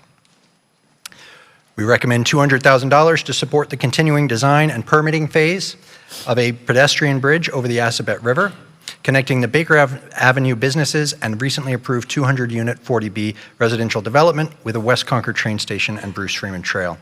This project has been approved for placement on the state's Transportation Improvement Program list and is now eligible for over $8 million in state and federal transportation funding, subject to completion of the design and permitting work by the town. The Hillcrest Conservation Land is a town-owned parcel adjacent to Kennedy's Pond in the Thoreau Hills neighborhood. The only formal access is via a trail from Hillcrest Road down a steep slope that currently utilizes the rough stairs shown on the slide. After several years, the Hillcrest neighborhood has worked with the town to put forward this request for making improvements to the trail. The CPC supports $72,500 for the survey and design of replacement steps to make this public open space more accessible. In recent years, water quality at White Pond has been adversely impacted by toxic algae blooms that have resulted in the pond being closed to swimming occasionally. The town trialed a device that removes algae from the pond surface, and this seems to be working well, as last year there were no swimming closures. CPC recommends $30,000 to acquire 2 APOD devices to maintain the water quality going forward. This slide shows the 1836 battle monument at the Old North Bridge. In conjunction with the completion of the monument, 186 years ago, the town invested in 200 trees planted in double rows leading to the monument, many of which still stand, adding additional significance and beauty to the setting. Today, the Concord 250 Permanent Memorial Subcommittee seeks to reproduce this investment, and CPC supports their request for $125,000 to supplement an additional $125,000 from ARPA funding to plant 250 commemorative trees within the town historic, recreation, and open space areas, including on school properties, historic cemeteries, and potentially even within the park at Old North Bridge to supplant some of the trees that are no longer there. The pictured retaining wall, which is holding up the sidewalk in this area, is failing. Prior CPC grants have supported the restoration of the historic stone wall along the Lexington Road side of Haywood Meadow. CPC supports $60,800 to shore up and restore the Haywood Street wall. 217 men who were incarcerated in the Concord prison, many of them veterans, are buried in graves marked only by numbered stones in the old prison cemetery adjacent to the Bruce Freeman Rail Trail. The CPC supports the Concord Prison Outreach's application for $45,000 to create a place of contemplation and provide an informational plaque along the rail trail, together with additional cataloged information available online about the men buried in the cemetery. Following up on a commitment made at last year's town meeting, Concord Public Schools is seeking additional funding sources for the middle school project to reduce the amount of funds to be borrowed. CPC recommends $250,000 to partially fund the new middle school athletic fields, which will save approximately $60,000 in school borrowing costs. Concord Art is undertaking significant restoration of their historic building at 37 Lexington Road. CPC recommends providing $173,000 to support various aspects of the preservation of this building. 51 Walden is a town-owned building that for over 100 years has been used as a performing arts space. While the town owns the building, its upkeep falls to the nonprofits using the building. The proposed funding would support restoration of the building envelope and HVAC systems to maintain stable temperatures and humidity in the interior. In conjunction with the Concord 250 planning, CPC recommends $50,000 to enable hiring a historic preservation consultant to conduct survey work on Concord's pre-1775 structures to inform preservation decisions, interpretive programming, and heritage tourism. The Town Archive preserves and protects a large number of historic town documents. Again, with an eye towards Concord 250, CPC recommends $8,000 to provide for the conservation, digitization, and print reproduction of 2 historic documents. One, a broadside of the Declaration of Independence, printed in 1776 in Salem, and one of the only few remaining copies of this printing, and the original non-importation covenant, printed in 1774 and signed by prominent Concordians pledging not to import British goods. The town archivist anticipates that both of these documents may be displayed during the Concord 250 celebrations. Prior CPC and private funds helped restore the Robbins House. Additional funds are now needed to further restore some exterior elements, reinforce a failing joist on the inside, and resurface the walkway that's settled to ensure accessibility.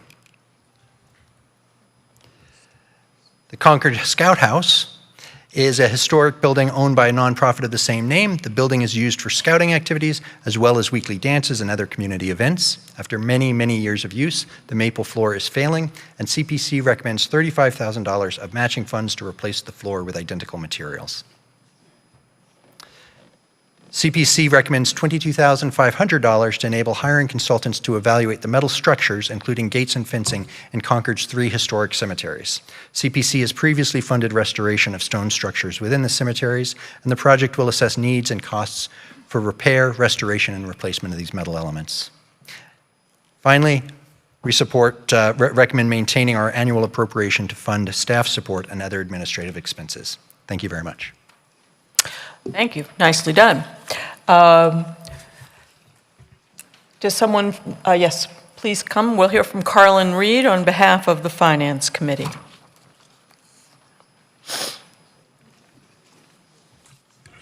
Hi, I'm Carlin Reed, a member of the Finance Committee, speaking on behalf of the Finance Committee. We want to express our deep appreciation for the work and effort that the Community Preservation Committee does for the town of Concord. FinCom has recommended affirmative action on all of the articles, on all of the proposals for CPC's Article 40, except for one, and that is item number F, which is planting 250 trees as a memorial to celebrate Concord 250. Here's why. We have some concerns, and we strive to fulfill our duty to the town as the fiscal watchdog. This spending is spending $125,000 in CPC tax funds, as well as an additional $125,000 from the town's ARPA funds, for a total of $250,000. Keep that number in mind. We have 4 specific concerns. One, the Concord already has a tree planting program that is well structured throughout the Public Works Department. We spend over $50,000 per year to plant shade trees in town, and the town's tree warden oversees planting 80 to 100 trees per year. Citizens can sign up with the tree warden to get trees planted in the town's right-of-way at no cost to them. There's even a free tree planting guide on the town website. Number 2, item F would fund planting not 250 trees, but 150 trees at $1,600 per tree. That's $1,600 per tree, by paying a contractor to do the work, supervised by the tree warden. The other 100 trees are supposed to be accounted for through the town's existing tree planting program. Also, Concord Public Works Department would be responsible for issuing the RFP to hire the contractor. Number 3, while trees are great, their value as a permanent memorial is questionable. Trees wither and die if not cared for, and they would not be easily identified as a memorial tree. Item F does not provide for that ongoing care that's necessary. The Concord 250 Permanent Memorial Subcommittee has additional projects that would memorialize the battle at the Old North Bridge in more substantial, more visible, and more permanent ways. And number 4, the town's capital ARPA funds, $125,000, are being asked to support the other half of this proposal. That's $125,000 of public funds that could be used for other town services, like fixing roads. If we need more trees in town, we can ask the town manager to shift more funding to the tree planting program. We are facing strong financial headwinds now, a 6 or a 7 on the Beaufort wind force scale. So we must curtail where we can. Thank you. Thank you. I do want to point out that Ms. Reed was not actually that far over her time. She had been given 3 minutes by the moderator, but we started her clock at 2. So we'll open the floor now to questions and comments. Question microphone. Colleen Humphreys, 400 Haywood Mill Road. Ms. Humphreys. I'm a reenactor, and so I'll be doing stuff for the 250th in my colonial clothes, as I did for the 225th. I have a question is, I think you said, I think he said, that potentially planting trees in the park. That seems really weird because this park has spent the last 25 years making the park look more like it did in the 18th century, which was farmland, not trees. And so putting more trees back in the park, it doesn't seem like it's something that's going to be happening because the park has spent a lot of time, effort, and money taking out the trees, much to the neighbors' consternation. But it is what the park is doing. Would you like to respond to that, Mr. Flint? I'd be happy to, thank you. I'd leave the specific projects to the planning that's being undertaken by the subcommittee, right? But the point with the park is that the trees that they are looking at planting would be going in places that do not, are not eligible for planting under the street tree program, right? So it could be non-town owned land, it could be on school property where the town doesn't plant trees, it could be in the historic cemeteries. Certainly, I guess if the park was saying we don't want to replace the alley of trees that was planted 186 years ago, that would be a discussion between the subcommittee and the Park Service. Thank you. Let's go to the. Do you still wish to talk? Yeah. So there was no amendment proposed. There was no amendment proposed. Then I need to do that. Okay, you're going to sit down then. Okay, super. Let's go to the. Oh, you're going to the. Okay, all right. Okay. Let's go to the question microphone. I have a quick question about number I, the Concord Public Schools athletic fields. Are those going to be free of artificial turf? I believe there's currently a ban on new artificial turf fields in town by a town meeting vote. I think that they specifically exempted schools, so. Oh, did they? That's not good. So the answer is to my knowledge, there's no artificial turfs planned at the middle school. Yay. Oh, thank you. Town council has a response to that question. CPA funds may not be used under state law for artificial turf, so this funding can't fund artificial turf. Thank you. Could we go to the pro microphone, please? Thanks. Krista Collins, 55 Highland Street. Ms. Collins. Thank you, Madam Moderator. When a member of the Concord 250 Permanent Memorial Subcommittee, when our subcommittee submitted an application to the CPC for partial funding of the 250 trees for the 250th project, we considered very carefully both the CPC's goals and funding parameters and the town's long-range sustainability goals, and concluded that the project was not only eligible, but a good fit for community preservation funds. The CPC members clearly agreed with us because they voted to recommend the project to town meeting. Town goals that are met with this project include supporting and preserving the historical character and cultural heritage of the town, and enhancing the town's natural environment, supporting the town's cultural and historical institutions, supporting and augmenting existing town programs and assets, drawing from multiple sources of funding for the project, having a net positive environmental impact, including contributing to reduced energy consumption, reduced heat island effect, stormwater control, and enhanced energy and water conservation. The project has the support of the Concord 250 Executive Committee, Concord Public Works, the Concord Natural Resources Division, and the Concord Public Schools, in addition to many interested citizens. In the proposed project, trees serve double duty as living monuments and green infrastructure for our town. Anyone who has ever planted a memorial tree for a loved one, or like me, grew up in a town where a 500-plus-year-old oak tree serves as the town's emblem and a reminder of its founding story, will take issue with the FinCom's assertion that trees don't constitute memorials. On the contrary, we plant them with the hope and understanding that they will outlive us and represent a gift to future generations.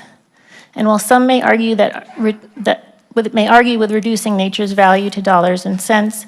Trees have demonstrable economic value as public infrastructure and mitigation for climate change. Finally, there seems to be a misunderstanding or outdated information regarding the number of trees to be planted. It is our intent to plant 250 trees that would otherwise not be planted. Please support this project. Thank you very much. Let's go to the question microphone. Cynthia Katz, 20 Conant Street. Ms. Katz. Thank you.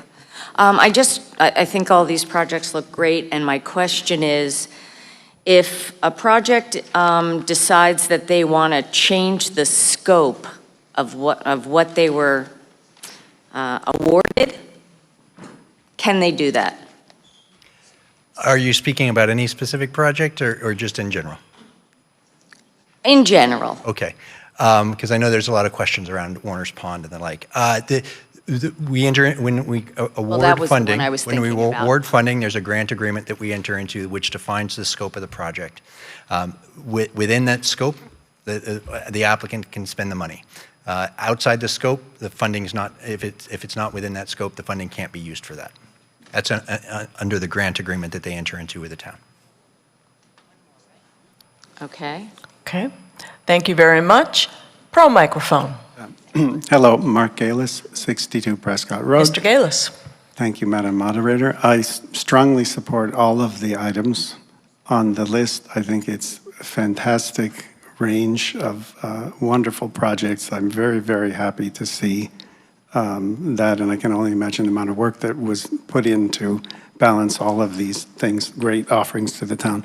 And with great respect to the work that the Finance Committee does, I strongly disagree. I think that living trees that, as was just mentioned, we hope will live beyond us is the most kind of inspiring memorial that we can place.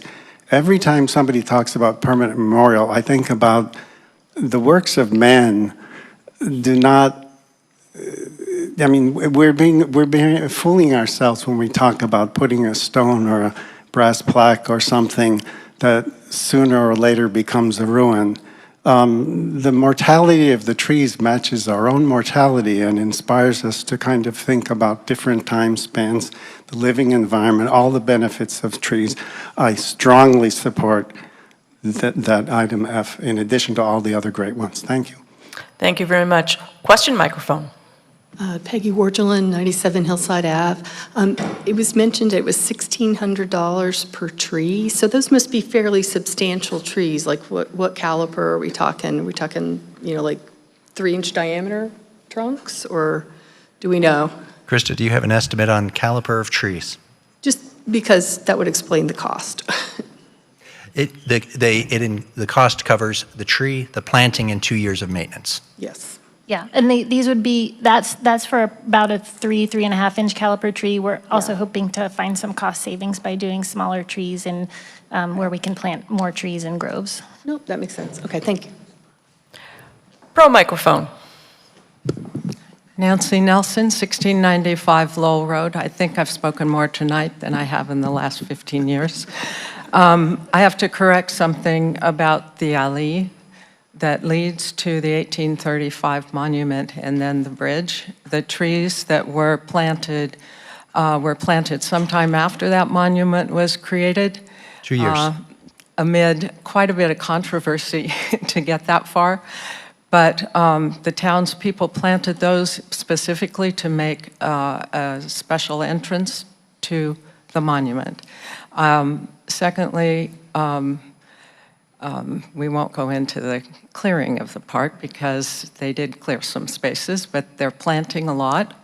And the other thing is that there are memorial highways, and there are trees almost always along memorial highways.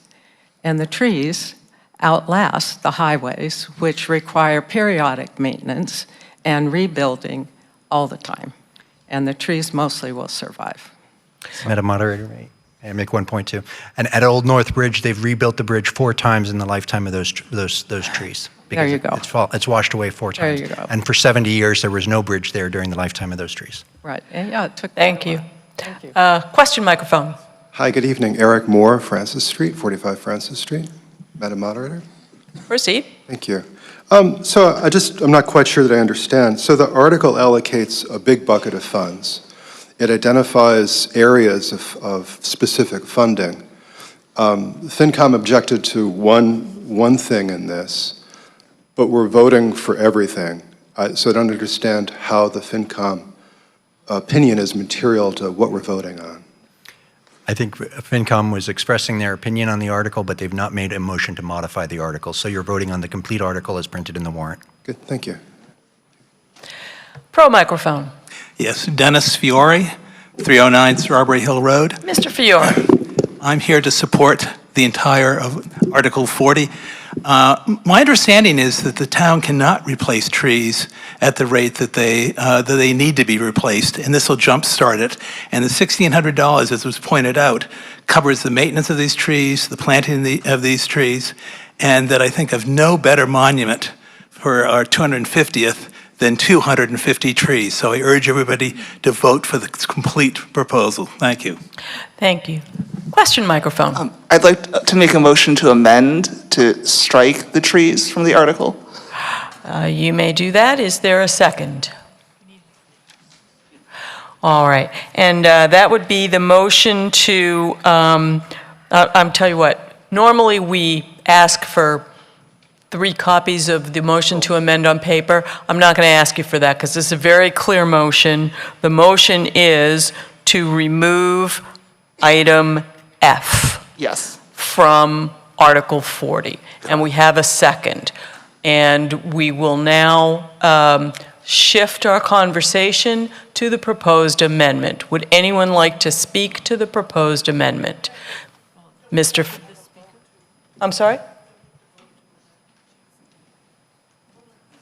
No, not yet. Would you like to address your amendment? Sure, I can address can I speak from here? Yes, you sure may. Okay. I think it's interesting that the FinCom has made the recommendation to strike item F, and they've laid out their reasons, and I think that there are good reasons on both sides to either keep the trees or not keep the trees. In putting forward this amendment, I wanted to give the town the option of being able to vote on just the package without the section that FinCom objected to. And so really it's not about whether or not the trees should be in there, but the option for people to get to decide whether or not the trees are in the entire appropriation. Thank you very much. Mr. Flitt? I would say we've already heard some people extol the virtues of the project. A couple of things to point out. This application received more positive letters of support than any other application combined this year. We reached out to Town Council, who confirmed that it was a valid use of CPA funds so long as the trees are planned to improve town open space, recreation areas, or historic districts. And I'm confident that the Permanent Memorials Subcommittee will thoughtfully move forward on this project in compliance with the CPA, achieving the objectives of commemorating the 250th. I think underlying some of the Finance Committee's concerns are overall town funding and the way the applications made on behalf of the town that come to the CPC, whether those are made under the direction of the capital planning that FinCom does, and I would welcome that the FinCom be involved in directing the town manager, the director of finance, the school committee, the superintendent in determining what applications are in line with the capital plan and should come before the CPC. But that's not what the effect of your motion would do tonight. Your motion would drop out one application. It's not clear that there would be another motion to pass it separately, and so I would strongly recommend against your motion so that we can vote on the whole package, and in part because I think the 250 trees is one of the best things on the list. Thank you very much. Well, let's go to the pro microphone. Parashar Patel, 397 Sudbury Road. I am a member of the FinCom, but speaking for myself, because we've had long discussions about this. I'll just simply ask ourselves, if not now, when? If not for what, for what? We talked in our report, we talked on Monday night, Tuesday night about the impact of all of our spending, the fact that revenues are growing slower than expenses, we have to start choosing. And frankly, I love trees. I'm not against the concept, but we heard about the need for roads. We've heard about the need for school spending.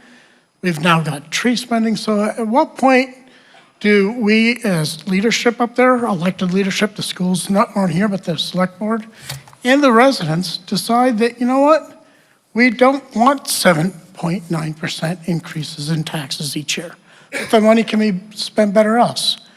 If we don't, I'm perfectly okay. I'll sit down and keep my mouth shut, but this is more of a symbolic support. Not that I hate trees, not that I don't think they're gonna last longer than I am. Some of them might die, but most of them will last longer.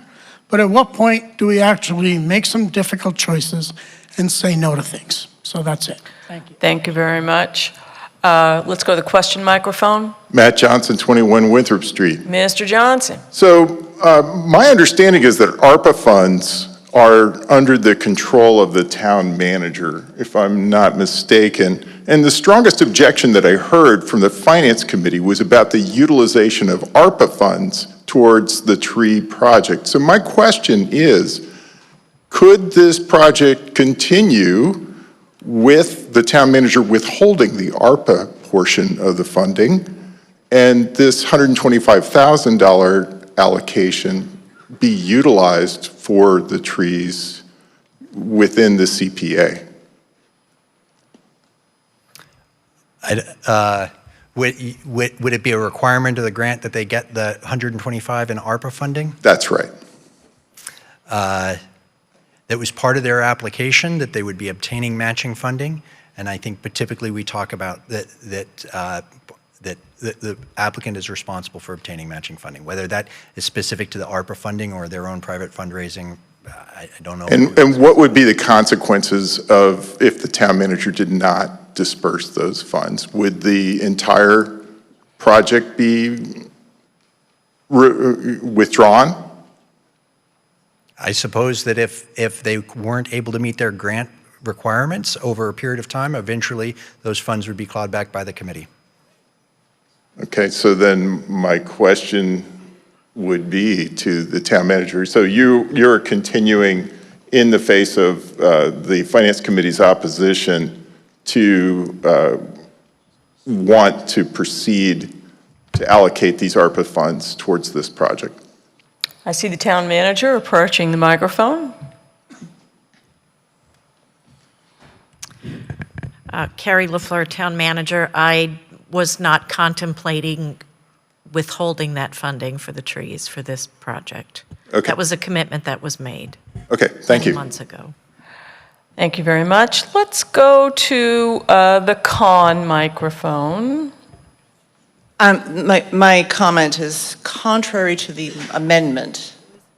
Okay. Yes, you're against the amendment. Got it. Okay, good. That's what we're talking All right. about. Thank you.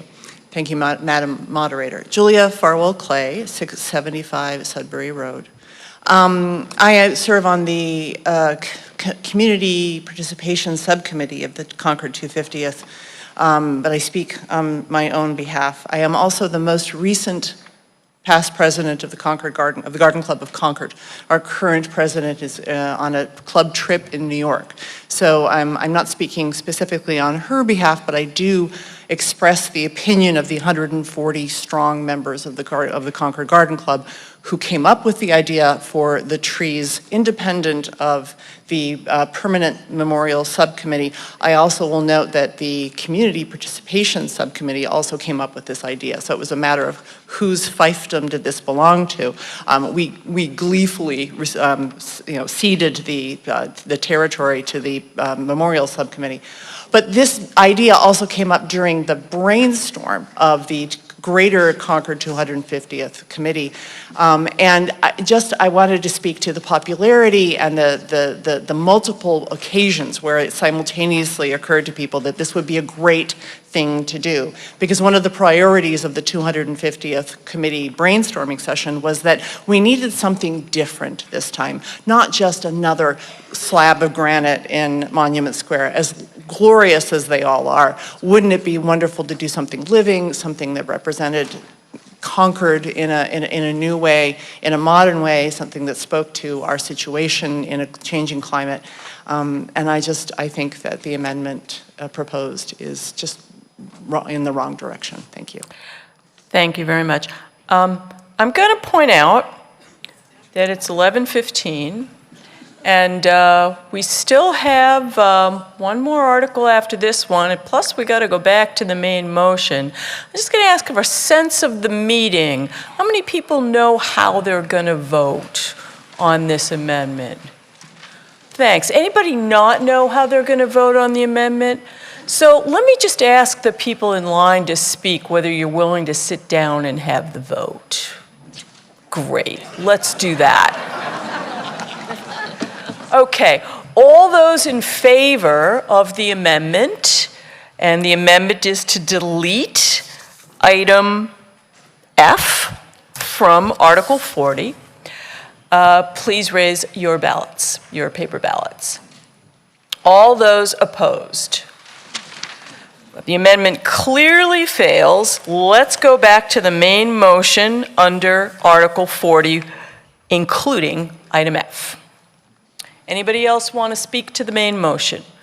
Great, let's have a vote on Article, all right.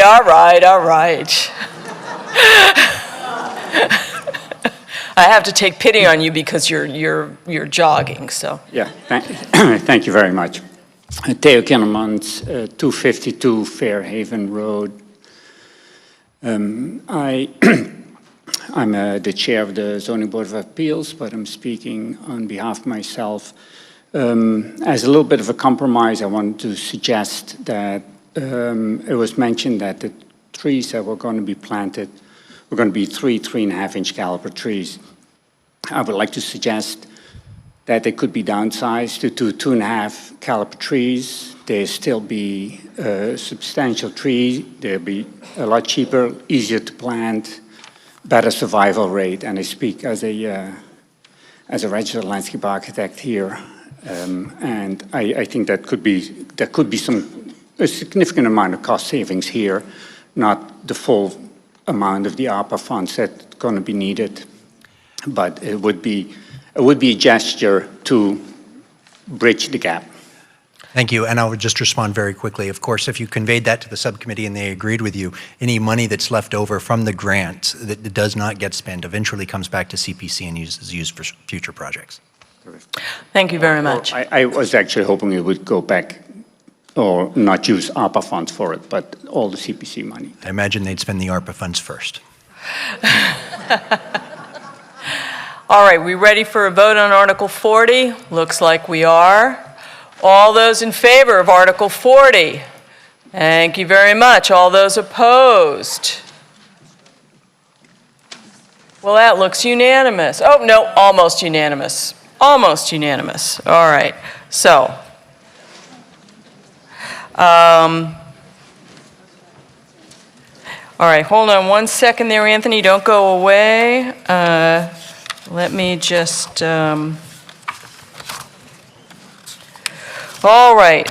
I have no motion under Article 41, and I therefore declare the meeting is taking no action on Article 41. We have addressed Articles 42 through 51 as part of the consent calendar, and we will now turn to Article 52. Thank you, Madam Moderator. My name is Anthony Ansaldi. I'm the Chief Financial Officer for the town. And thank you for allowing me 30 minutes to speak about unpaid bills. So, good one. Next slide, please. So I'm going to start by reading the motion. Mr. Patel moves that the town transfer from the available free cash balance as of July 1st, 2023, the sum of $11,715.71 to pay unpaid bills of prior fiscal years. This article is before you because we've identified about 12 bills from fiscal year 2023. And because fiscal year 2023 is closed, we no longer have an appropriation from town meeting to pay those bills. Next slide. So Mass General Law, Chapter 44, Section 64, requires us to come back to town meeting, identify a funding source, and ask for town meeting for approval to pay these unpaid bills. Next slide.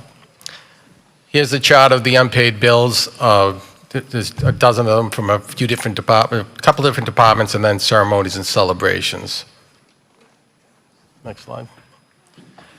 And we're back to the motion. I'm happy to answer any questions that anybody may have. Can we have a second on the motion, please? I see that we have one. Thank you very much. I'm going to point out that this article is a weird one.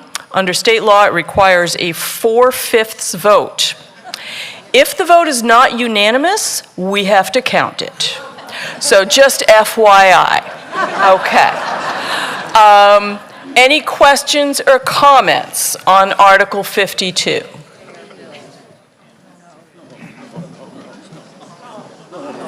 Pamela Dritt, 13 Concord Green, what happens if we don't do it?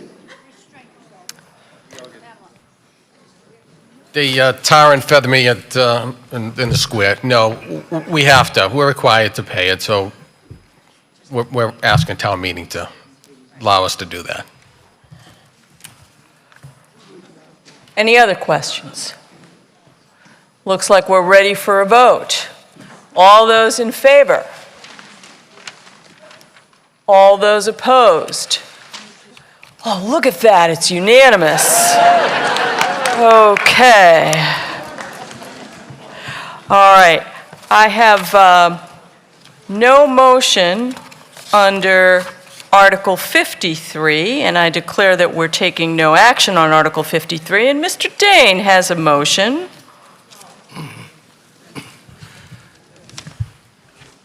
I am Henry Dane. I'm speaking for myself once again, and I've asked the moderator to have the honor as my last official act as a member and the chair of the Select Board to, first of all, to thank my fellow members of the Select Board for tolerating me for the last 3 years, and especially the last year, where I probably made their lives more difficult than they should have been. And having thanked them and having thanked the town manager, Gary LaFleur, and her deputy, Meg Zamuto, and our new CFO, Anthony, who have served the town very well and have made my life easier, I now move that this 2024 session of the Concord Annual Town Meeting stand adjourned.